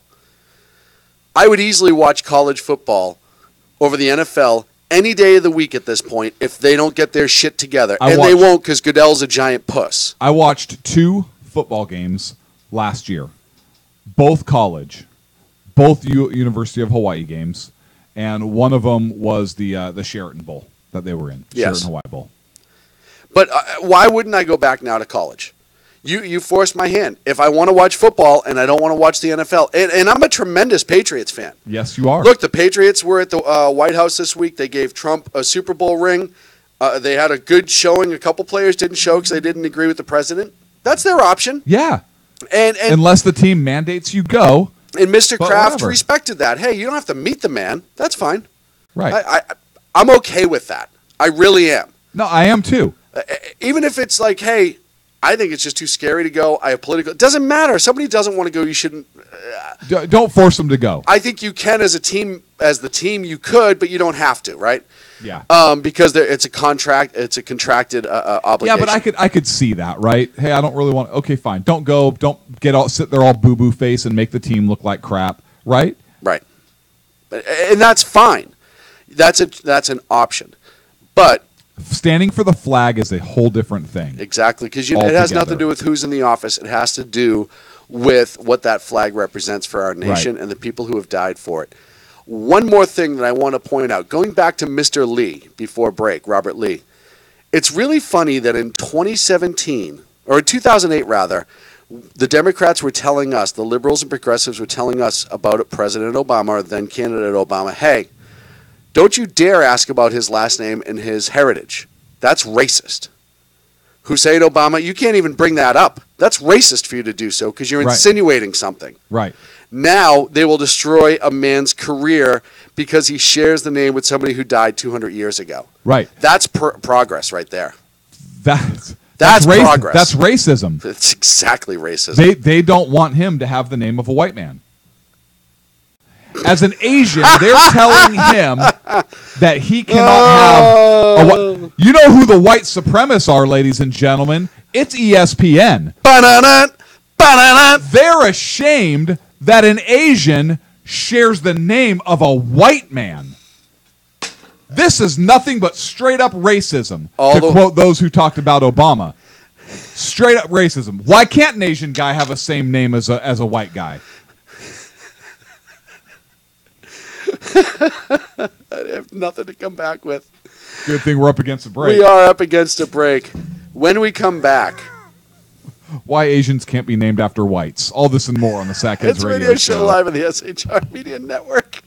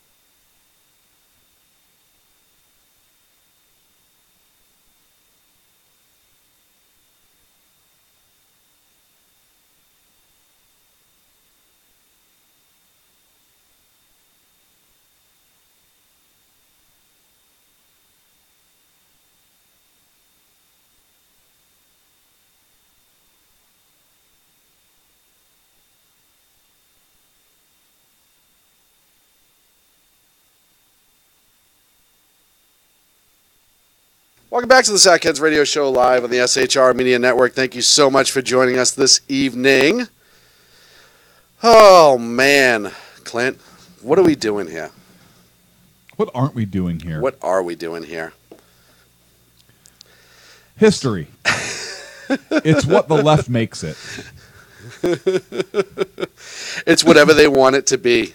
This you brought this segment up, and I think it's important. And you wanted to talk about statues of Antifa. Yes. Or statues or just statues. Yes. Not even necessarily Antifa, but just statues. Right. And this trend of municipalities and cities and now other groups tearing down statues and removing history. And the president addressed this issue in a few different speeches that I've heard, basically saying what's next. They're a big push right now, or there's an effort to remove a lot of Confederate statues. There's another statue somewhere of like a priest or something waving a finger, and Indians kind of down around them, and they say, "Oh, look at that! They're subjugating them to the." Have you seen this article now too? Yeah. There's a big uproar about freaking statues. Yeah, it's ridiculous. Sean, please. So we talked a little bit about it last week, yeah. And here's the thing with we Antifa. didn't really delve into it, right? So Baltimore pulled down statues. They're pulling down statues. There was more statues taken down all over the South.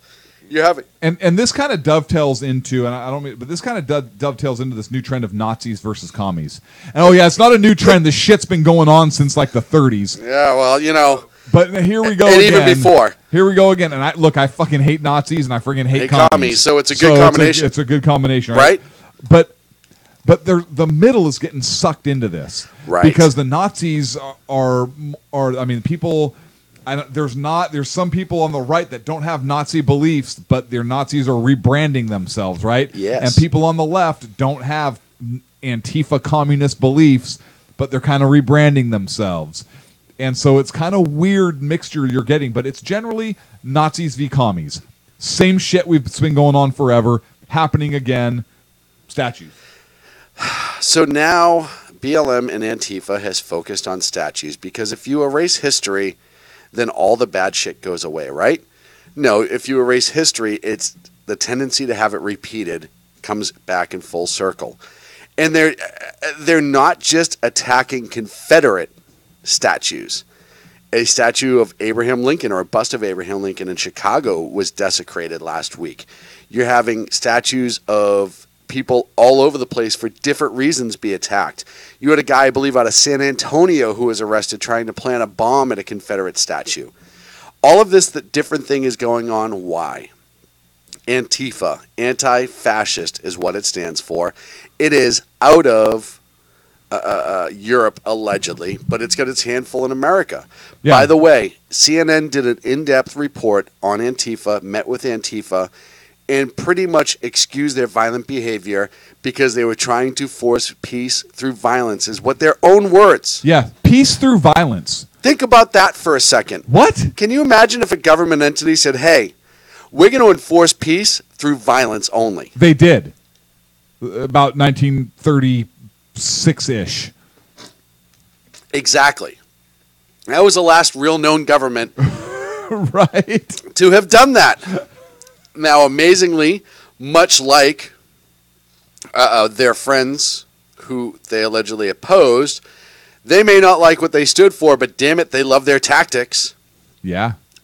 Look, you had Boston this past Saturday. You had a pro-Trump Second Amendment free speech rally. The one in San Francisco got shut down. Which is as a prayer group. Right. Totally ridiculous. Different subject at the moment. You had about 100 to 200 pro-free speech people show up. They canceled a couple people from Charlottesville to keep the problems on the down low. You had possibly 4,000 to 5,000 Antifa, BLM, leftist, progressives show up. Mm-hmm. The free speech rally was permitted for the Boston Common area. It was approved. Asshole Mayor Marty Walsh for Boston said, even though we think it's a hate group, we approved it under free speech. Okay. You didn't have to throw your little caveat in there. But you did approve it, which was the right thing to do, so it's kind of hard to shit on you. Anywho, Because of the numbers that were anticipated to come out, Boston Police, State Police, Transit Police, allied agencies came out with a huge showing not wanting a repeat of what happened in Charlottesville. The speech was supposed to go 12:30 to 2:30. Out of the issue of safety, with the amount of Antifa, progressives, BLM, and all the other ones that showed up and were becoming increasingly violent, they had to pull the permit and stop the event. Boston PD did an amazing job of backing in paddy wagons. Well, you can't say that. You cannot say paddy wagons, you racist prick. Backing in prisoner transport wagons. Thank you. And loading them up with the free speech yourself. rally attendees to give them protection as they left. They did not force them into the van. They did it to allow them protection while they left, which, by the way, hats off to Boston PD. Yeah. Even though I think the commissioner's a dink, they did the right thing. Did you misspell dick? Yes. Okay. Listen, he's done some good things, but I think overall he's kind of useless. But that's my personal opinion. No patrol rifles in cars, really. It doesn't matter. They did the right thing during the protest. However, while all this was going on, Antifa, the Antifa group, which, by the way, their Facebook is absolutely amazing because it shows how stupid they are. But the Antifa group is throwing urine on police officers, bricks, bottles, the whole 9 yards. They also were attacking some pro-Trump people. If you were seen where there was a veteran wearing a hat who was attacked, a guy with an American flag shirt that was attacked, and an Antifa member that was attacked by another Antifa member because he was mistaken for a pro-life rally. That one was kind of funny, actually. They beat the shit out of him.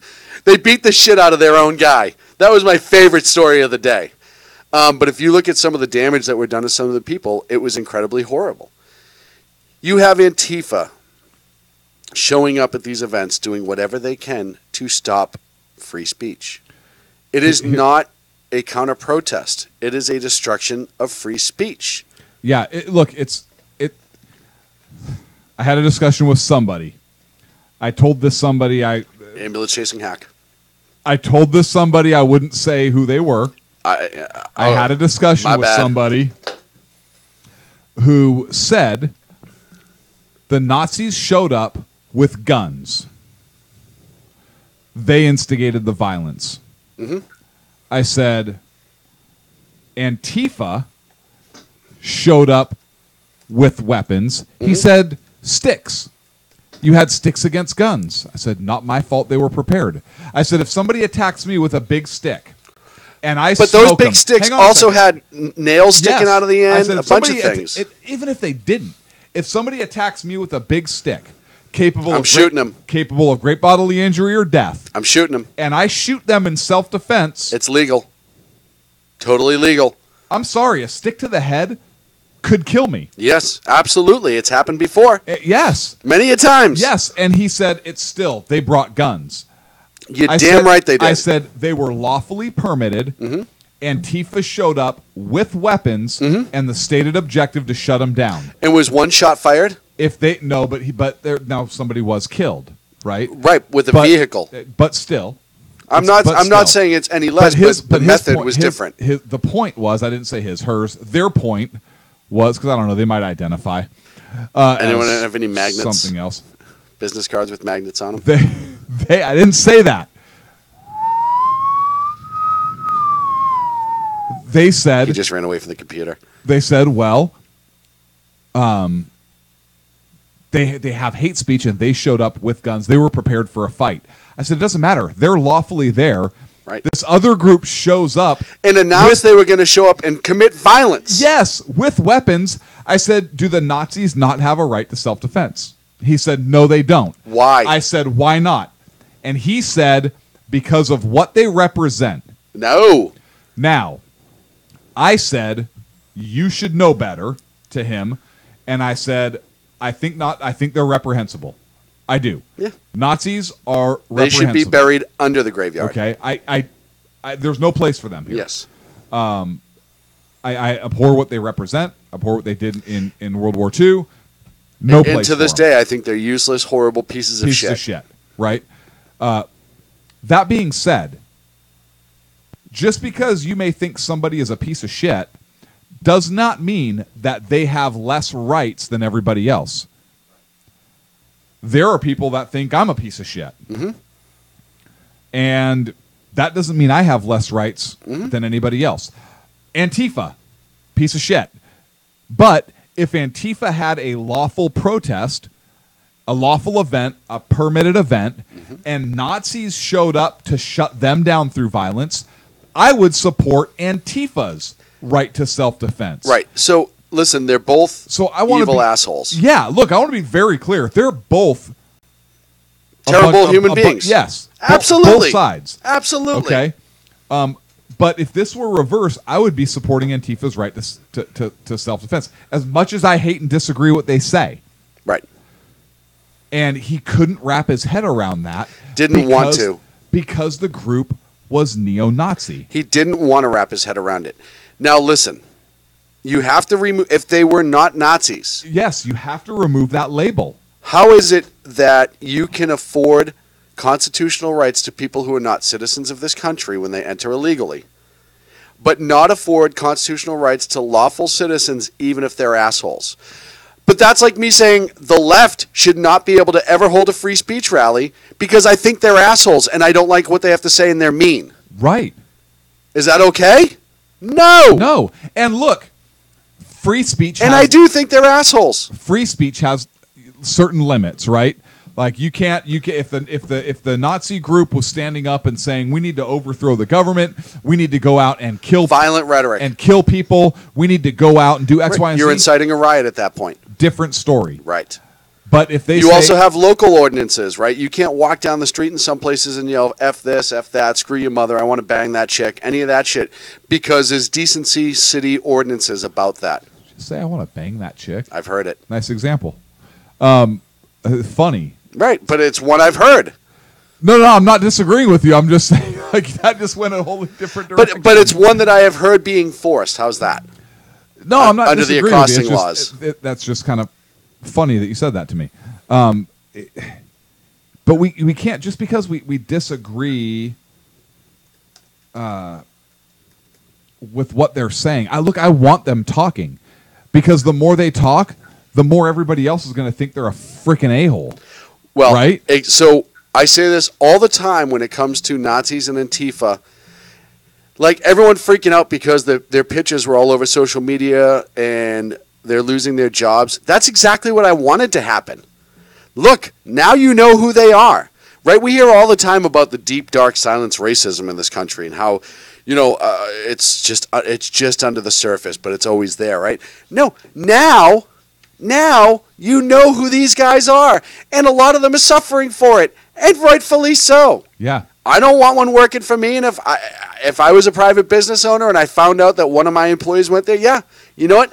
I'll pay the unemployment. I'll pay the wrongful termination if it applies. I don't want you working in my business. I don't like you. It's my business. That's okay. These people have lost their jobs, and rightfully so. The same token, I feel the same way about Antifa. Yeah. Look, we can talk all the time in this country about how here's the thing. We forget how horrible the communists were. We don't. As a nation, we do. Because we never had a full-on war with them. But what the communists did, murdering thousands upon millions of people. You're talking about Ukrainian starvation alone. Never mind the secret police murders, all those other things. People that went to Siberia. That was just last week. Right. That were just never heard from again. The communists killed as many people as the Nazis did. Both groups are horrific fucking people. Yes. They are monsters. You can, these communists don't believe that. Bullshit. There's a statue of Lenin in Seattle that Antifa praises. Lenin killed 7 million Ukrainians through intentional starvation. Yeah. He was a monster. You know what the difference between how they look racially at people? There is none. They think they're the master race. Ethnic Russians, the Bolsheviks, anyone who is not ethnic Russian, they were useless. They'd murder them by the masses. Yeah, this modern Antifa doesn't have that, but they do have communist. It doesn't have it yet because it doesn't have the power to have that. Yeah, I don't know that they will because bullshit. There's now because you look at who their leaders are and everything else. They're master idealists. What do you think they would do to people like you and I if they took over total power of law enforcement, the courts, all those other things? What do you think they would do to people like you and I? No, I know, but it's because of our ideas, right? Not because of our race. No. But it's the same prejudice, right? It doesn't. Right. It doesn't matter what the prejudice is. It is a prejudice. Right. Correct. That's what I'm saying. It doesn't matter what the prejudice is. If you're a Nazi and you believe white people are the master race, is no different than an ideal difference. Right. Because one believes they're the master race, the other believes they have the master. So that's what I'm saying. Okay. If these Antifa lunatics ever took power in this country, people like you and I would be brought out and shot and killed. You look at how they try to silence now. They use the courts because they don't have the power, right? So they file all these ridiculous lawsuits against people, right? To silence them, shut them up, change their political ideas. Shut down their rallies. That's what the left has done. Shut down their businesses. Yep. They go after conservatives and Christian groups like crazy. Yeah. And it doesn't matter what color the conservatives are. Look, and it's the first step. Well, it's more than the first step. It's probably the second step, right? Mm-hmm. Towards eliminating the opposition. Exactly. Because then you disarm, and then there's no defense. Gosh, who did that before? Somebody stop. Who did because that I know there's there's at least one group in history that would disarm. A couple, right? The Russians did. Who else did it? Who else did? I'll think of it. I can't remember. I seem to recall yellow stars. Yeah, red armbands. Right. People that they didn't disagree with because they looked similarly alike had to wear yellow stars to identify themselves. I don't know. Well. Yeah, we'll think of it. I'm sure it'll come to us. I'll ask Jeff Donetz if he can help me remember who that is. Okay. But it's the same thing, right? And you look at, Ralph Chittum's, one of our hosts, who's on Just Before Jersey Joe. Ralph was essentially told through Facebook that he needs to be lynched by another black man because he was a conservative. It is ideals. They are resorting to violence. They encourage violence. Look at Antifa's manifestos, and you look at their web pages, and you look at all these people. They're an organized organization who are using violence to shock the masses for political change. What does that equate to based on the U.S.'s government? U.S. government. Son of a bitch, it's terrorism. Terrorist organization. Almost to a specific point. Yes. Domestic terrorist group. That's a domestic terrorist group. Yes, it is. You look at ALF. You look at ELF. You look at some of these other groups. Yep. And the general definition of terror by the United States government is exactly what I just said. An organized group through propaganda and violence in order to change a political ideal and shock the masses is terrorism. Mm-hmm. Antifa is terrorists. You can't even say, you could say that some portions of that neo-Nazi group were terrorists. Yes. But the rally itself was not a terrorist rally. Right. They showed up unopposed as a political group in a uniform for the most part, black shirt, black shoes, face masks, hats, and boots. By the way, Sam Janey, Politabunny, she writes for Twitchy now, friend of our show for a long time, has been a long-time listener, had a great post and article. Chelsea Bradley Manning is siding with Antifa, obviously, and had a picture of himself or herself, stomping the camera, but saying essentially, this is what I do to Nazis. Clint, the modern description of the Nazi uniform that has been thrown around the last 10 years has consisted, 25 years now, right? The black Navy flight jackets, black and orange, that's been an indicator, right? Blue jeans, the haircut, which I think is a riot. I posted a thing about that on Yahoo last week that Macklemore had to defend he's a rapper, had to defend his old haircut because it was like a Nazi haircut. Yeah. And a certain type of shoes. Do you know what those shoes are? Doc Martens. Exactly. With white laces. Bradley Manning was wearing a pair of Doc Martens in that picture, and I said, oh, the image of irony. You're talking about stomping out neo-Nazis while you're wearing Doc Martens, Bradley. This is amazing to me. This shows you how short and simple-minded they are. Here's this guy. He was on what? Vogue? First of all, he's a traitor to the nation. He is a traitor to our nation. Yep. He should have been in jail a lot longer. Executed for treason. Yeah. The U.S. government paid for him to become Chelsea, a female. He was given an early release by President Obama. He is now becoming a millionaire based off of his story.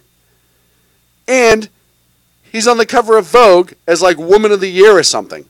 By the way, hey ladies, when you hear about a war on women, how great is it that a women's magazine picked a dude to be the cover model? How does that make you feel? Oh, yeah. Do you think you're important, or do you think they just want to sell fucking magazines and you are useless to them? But this is the left as it is. Whatever our ideals are, rule. That is a woman because that's what they feel like. She feels like she's a woman, and that's what it's a woman. Their ideals rule. And I will tell you right now, should they gain more power in this country? And you could say, well, they don't have any seats in the Senate. Bullshit, they have sympathizers. Yes, they do. And look, if they can't get it in through political power, they also have California. Yes. The entire legislature. Yes. And Gavin Newsom. If they don't get it through legislation, they're going to do it through violence. They've already demonstrated that with the Nazis. They've already demonstrated that with Trump supporters. And look, people, you forget this. They're not just fighting Nazis. They can say, oh, yeah, we're just standing up to Nazis. But didn't Antifa attack some Trump supporters? Well, here's the thing. At a rally, at a Trump rally or a speech or something? In Phoenix last night. Right, yeah. And didn't Antifa shut down some other conservative? Like, we're not talking Nazis. We're just talking conservatives. Ann Coulter, Milo Yiannopoulos.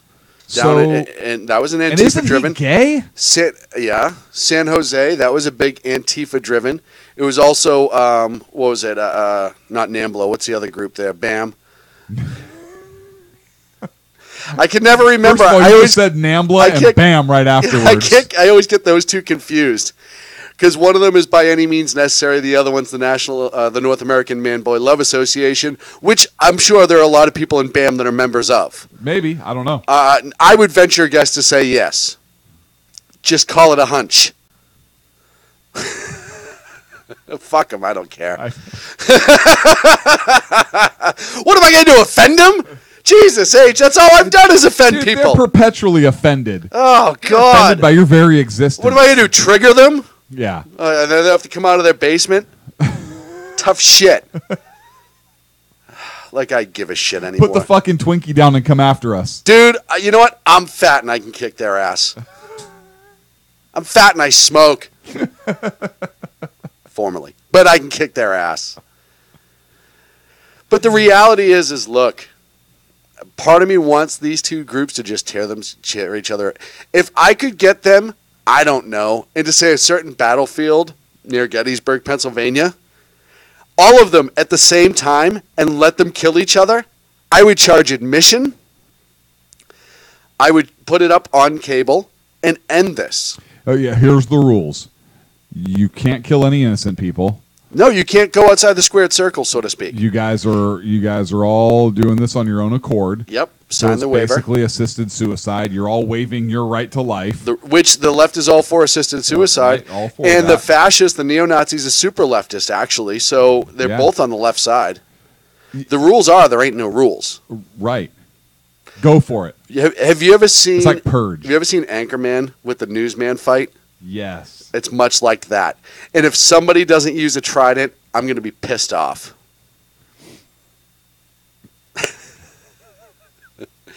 Look, I am so sick of these groups. I am so sick of media giving these groups all the attention. Softballs, not going after them for their violence, not calling them out. Yeah. Exactly. Giving them all this positive attention, excusing their behavior because they're trying to make it seem like their goal is steeped in what's good for common man. And I know this is going to be a point of contention with some.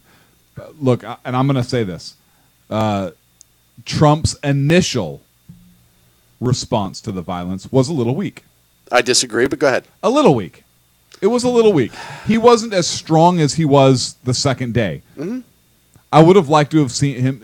I didn't think he had to be. I think in his mind he didn't have to be. No. Hang on. In his mind, he didn't have to be. Right. But he should have been. But when you're saying, "Hey, I condone all of this violence," that's enough. Yeah, but when you're the president of the United States, I think, and I would have said this for any president. Right. We said it under Obama with Black Lives Matter. Yeah, the president of the United States should have come out and named each group specifically. Called him out. He didn't have to. You're right. He didn't have to.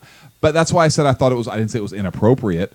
I thought it was a little weak. I thought he should have been stronger right out of the gate on it. Am I gonna condemn him for? No, because I don't think the president's a freaking Nazi sympathizer. Right. I think the president thinks Nazis are freaking shitheads. And I think he thinks Antifa's shitheads. He just didn't come right out and say it as succinctly and as specifically as I think he should have. Well, all right. And a lot of people agreed with you. I disagreed. But again, we came off a president who wouldn't denounce any violence in Ferguson, any violence anywhere whatsoever. Yeah. As a matter of fact, he just pointed out a couple bad players. And we are up against a break. Clint, you get the last word. Look, when we come back, I actually want to pick up real quick and talk about a couple minutes on Confederate statues and why it's important to keep those around, and then I want to get into the topic of North Korea and Afghanistan. And oh my God, I hope the Navy's not driving over there. All that and more right here on the Sackheads Radio Show live on the SHR. I heard the Marine Corps is actually no longer using them for a ride because they can't drive. I heard they were going to use the Air Force.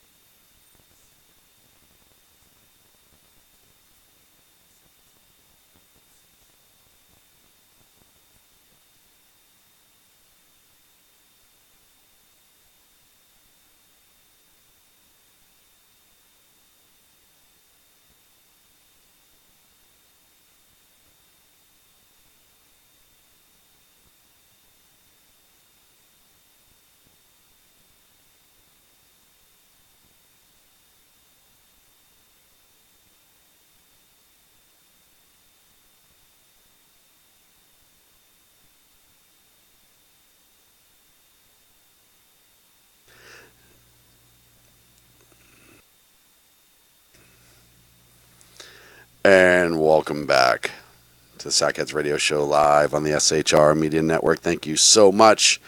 sticking around. It's the last 30, making it around that last bend, that last corner. We're getting there. We're almost there.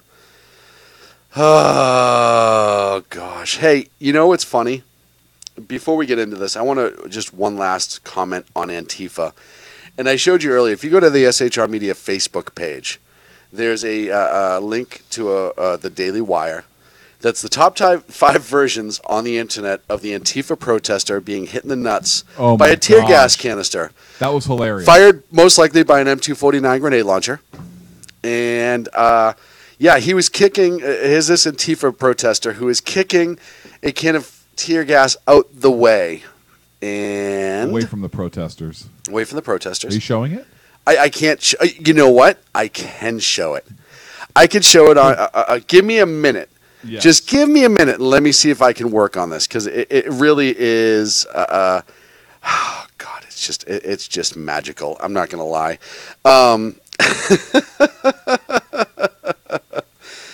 Oh, let me see if I can find it. Oh gosh! So if you go to SHR Media on our Facebook page, it's right over there. Ooh, nope, that's not what I want to do whatsoever. Whoa! Vote on it. What everyone thinks, just vote on it. Let me know. Sorry about that. I screwed it up. I don't know what the hell I did with it, but I had it there somewhere. Oh, here it is. Oh, thank you, BZ. I do have it. And by the way, we are back on the YouTube channel because I screwed it up so bad. It's just pathetic, really. How horrible. That's it. Everyone can see my Facebook page. What? Have you found it? No, go ahead. You keep talking. I'm finding it right now. All right, you find it right now. So I'm gonna talk about the Confederate statue. There it is.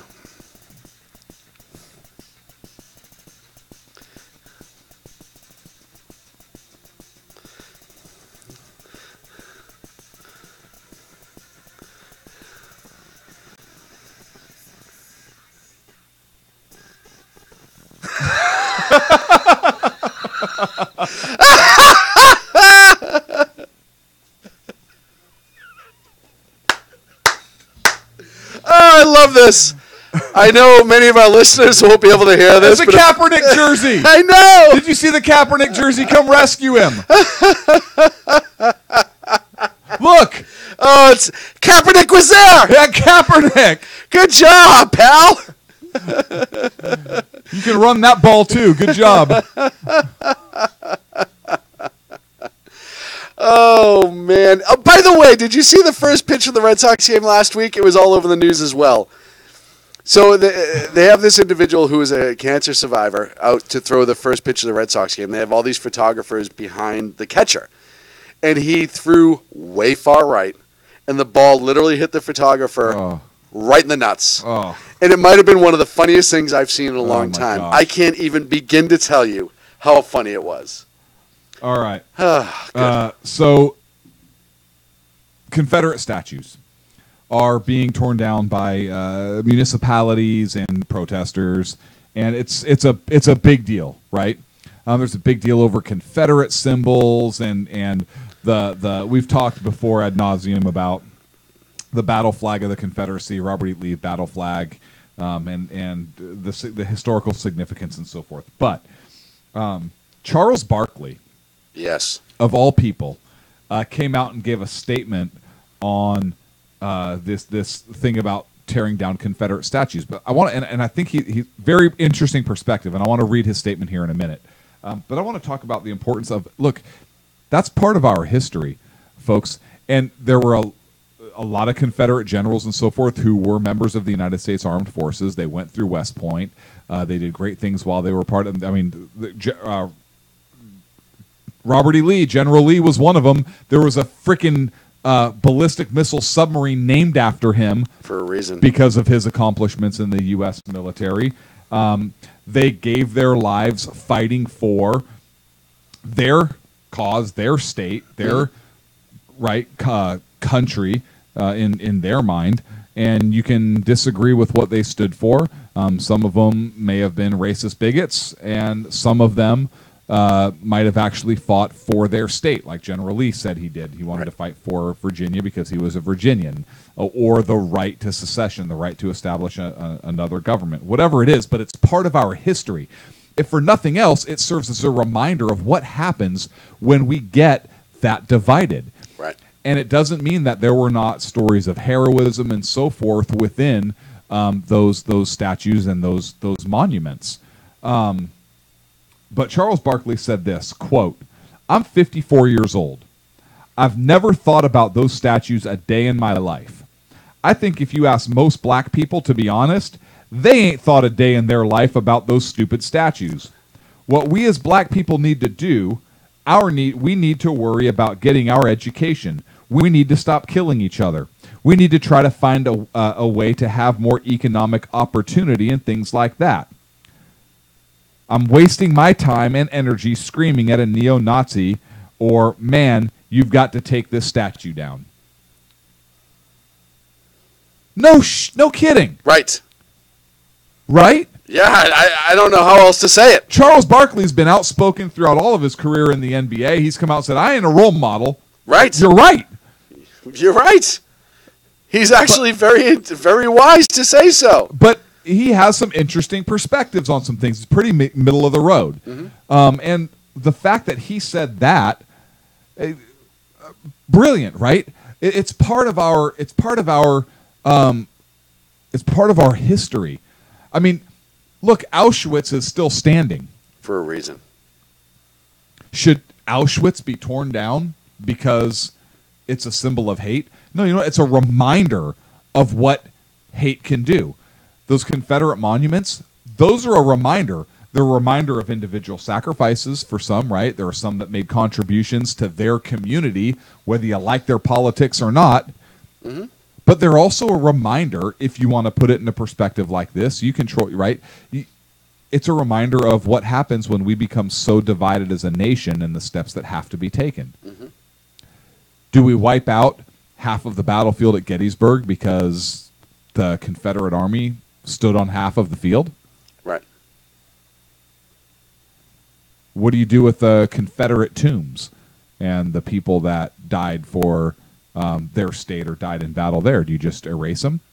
If we had an enemy soldier here on U.S. soil, would we desecrate their remains because we don't believe in what they stood for?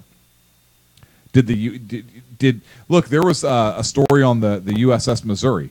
It's moored in Pearl Harbor, Hawaii, right behind the Arizona on Battleship Row, and there was a kamikaze pilot that crashed into the side. The dents are still there, never repaired it. And the pilot died. He was pulled from the wreckage. And the commanding officer had a military ceremony, a burial at sea for that pilot. Right. It doesn't mean that they agreed with what that soldier or what that pilot stood for. But it was respect.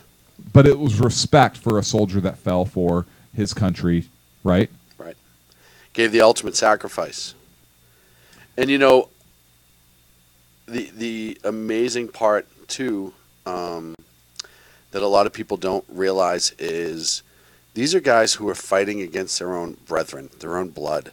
There were people who, for no other reason than believed that they were celebrating their country and fighting for their country and their rights under the Constitution. I've said this before and I said it again.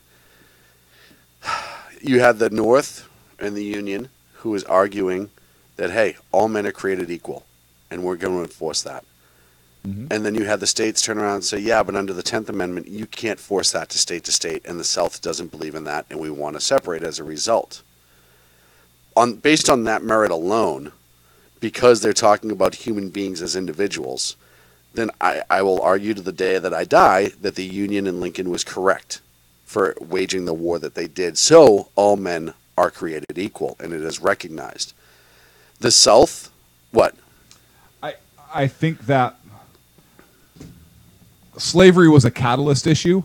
No, but what I I'm don't saying think is the war was waged for them. But it came down to states' rights, is what it really was. Yes. It was the federal government saying, no, you need to respect all individuals. It was the and the federal state saying, wait a minute, we don't recognize them as such, and we have the state right to do that. And that's really where the war was kicked off.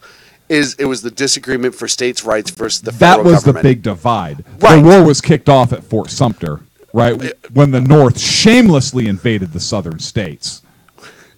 Jesus. can't even with you right now. I can't even with you right now. No, but it's. Look, am I glad the North won? Yes, of course. Am I glad slavery is abolished as a result? Yes. But what I'm saying is, do I think states have the right to secede? Yeah. Yes. Because as long as it meets the as long as they win contest. As long as they win. Right. Right. Because if they win, you could say to your blue vest, "I foul. You can't do that. Come back. Come back. You can't do that. We're going to take this to the Supreme Court, and they're going to rule that you can't secede." And they're going to say, "Fuck you. That's your country, and we don't recognize your Supreme Court. And we kicked your ass. So good luck getting us to come back." England tried to get us to come back. England tried. 1812. Hey, guys. How you doing?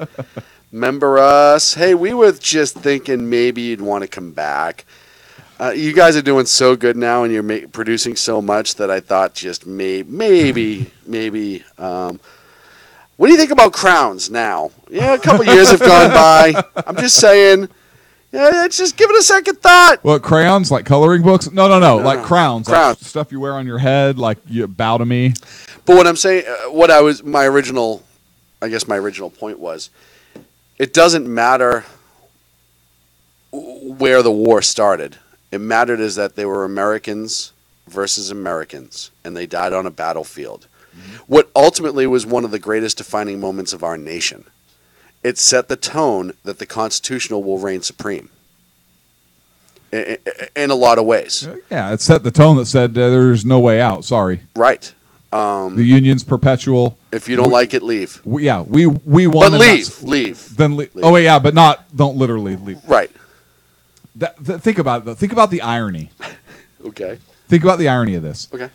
A constitutional issue was decided not by the Supreme Court, but by war. Yes. And if another state wanted to leave and had to do it through force and won, then it wouldn't be constitutional, but you did it anyways.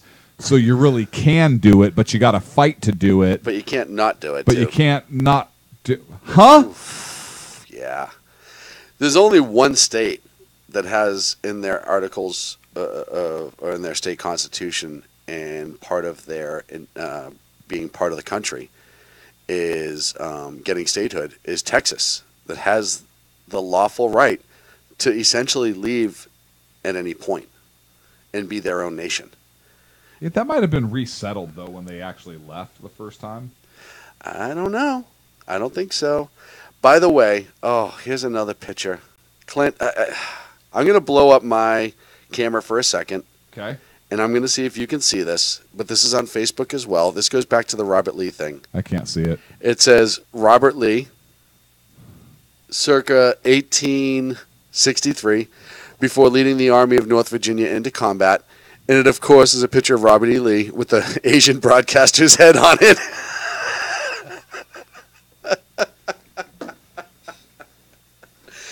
I will tell you what, to the people that make memes and have that Photoshop ability, and like I said about the guy getting hit with the nuts, I applaud you. I applaud you and your creativity. We got to get to North Korea and Afghanistan. Look, one of the big speeches this week from Trump was that we're going to be adding 4,000 troops to Afghanistan, that it is not a nation-building mission. It is a terrorist-killing mission. I know he has said in the past, hey, we got to get out of Afghanistan. We're losing troops. We're losing money. We shouldn't be there. We shouldn't belong there. What do you think, Clint? Adding the 4,000, the troop surge, do you think that was a smart plan? Because he's not saying we're not getting out. He's just saying we got to win and get out. In Afghanistan? Yeah. In my opinion, that's how I read it. Hey, we got to win and we got to get the hell out. Win what? They're talking about Texas right now in the chat room. So I have to say this. Look, in the Texas v. White case, the United States Supreme Court ruled that there is no constitutional right of secession, that any articles of secession by any government made at the time was unconstitutional and were therefore null and void. And as such, the Texas and all seceding states, but Texas specifically, remained a member of the United States even when it was in a state of rebellion during the American Civil War, and all U.S. law applied at the time, including all bonds and blah blah blah blah blah. So that's kind of an aside. But look, Afghanistan's tough. We've been in this, the longest running U.S. war. I want a clear objective in Afghanistan. What is the clear objective in Afghanistan? Right now, do I think Afghanistan or North Korea is the bigger threat? North Korea. I would say North Korea is the bigger threat, and I would say a bigger threat for us would be securing our borders. Do we need to kill terrorists? Absolutely. But do I think we have some more pressing issues in terms of how they can get into our country to kill us at home? Look, I don't want terrorists attacking anybody, particularly in the United States. So if we know where terrorists are and we need to kill them, I understand that.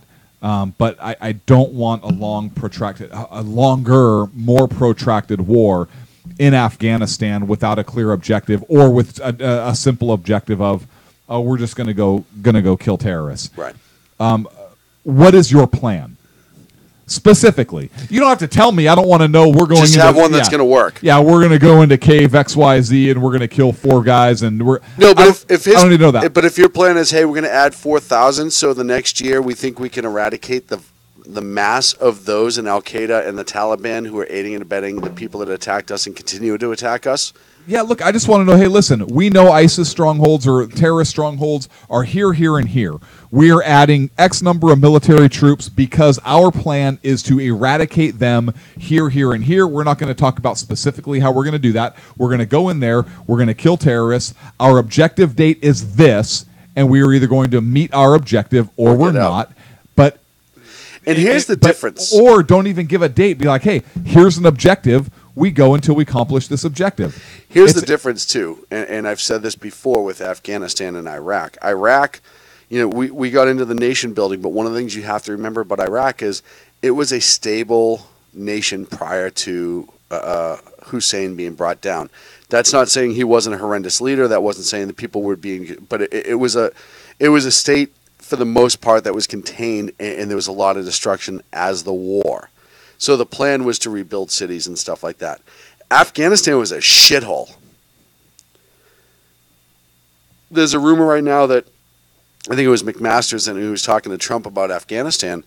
He showed him a picture of a woman in Afghanistan, I think it was 1974, before Sharia law and Islamic law came to the land, that it was a young woman at a club with a mini skirt partying.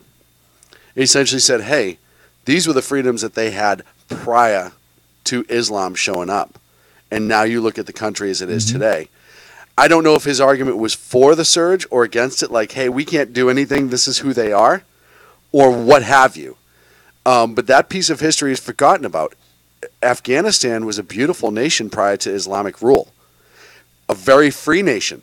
People could do whatever they wanted to. There was no restraints on women, what they wore, what jobs people were working, women could drive, the whole 9 yards. All that's gone now under the Islamic rule. So that was a side note, and I went off on a tangent. But extra 4,000 troops, like you said, I hope the goal is clear now. I hope the objective is clear now. Whatever it is, and like you said, you don't have to tell us. Really doesn't. Especially if it's... Don't tell us the specific plan, but tell us the objective. I want a measurable, verifiable objective. That's fine. Right? It's like in World War II. We were going to bomb oil and ball bearing production in order to cripple the economic machine of the Nazis. Okay. We're going to hit these targets to do it. You don't have to tell me what the targets are, but hey, this is our goal. We are going to do massive daylight bombing, and we are going to ultimately have to do a beach landing in order to okay. Right. Yeah, don't tell me where, but okay, you have objectives. They're measurable. They're verifiable. We have a measuring stick in which to measure success, not just fucking willy-nilly. Right.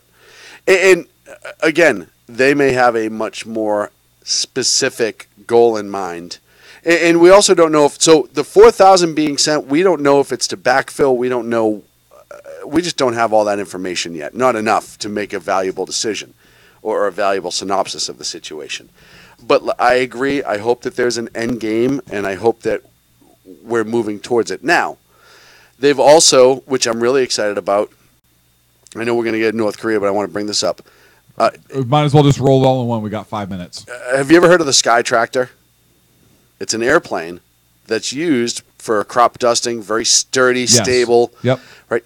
They've adapted that into a military plane.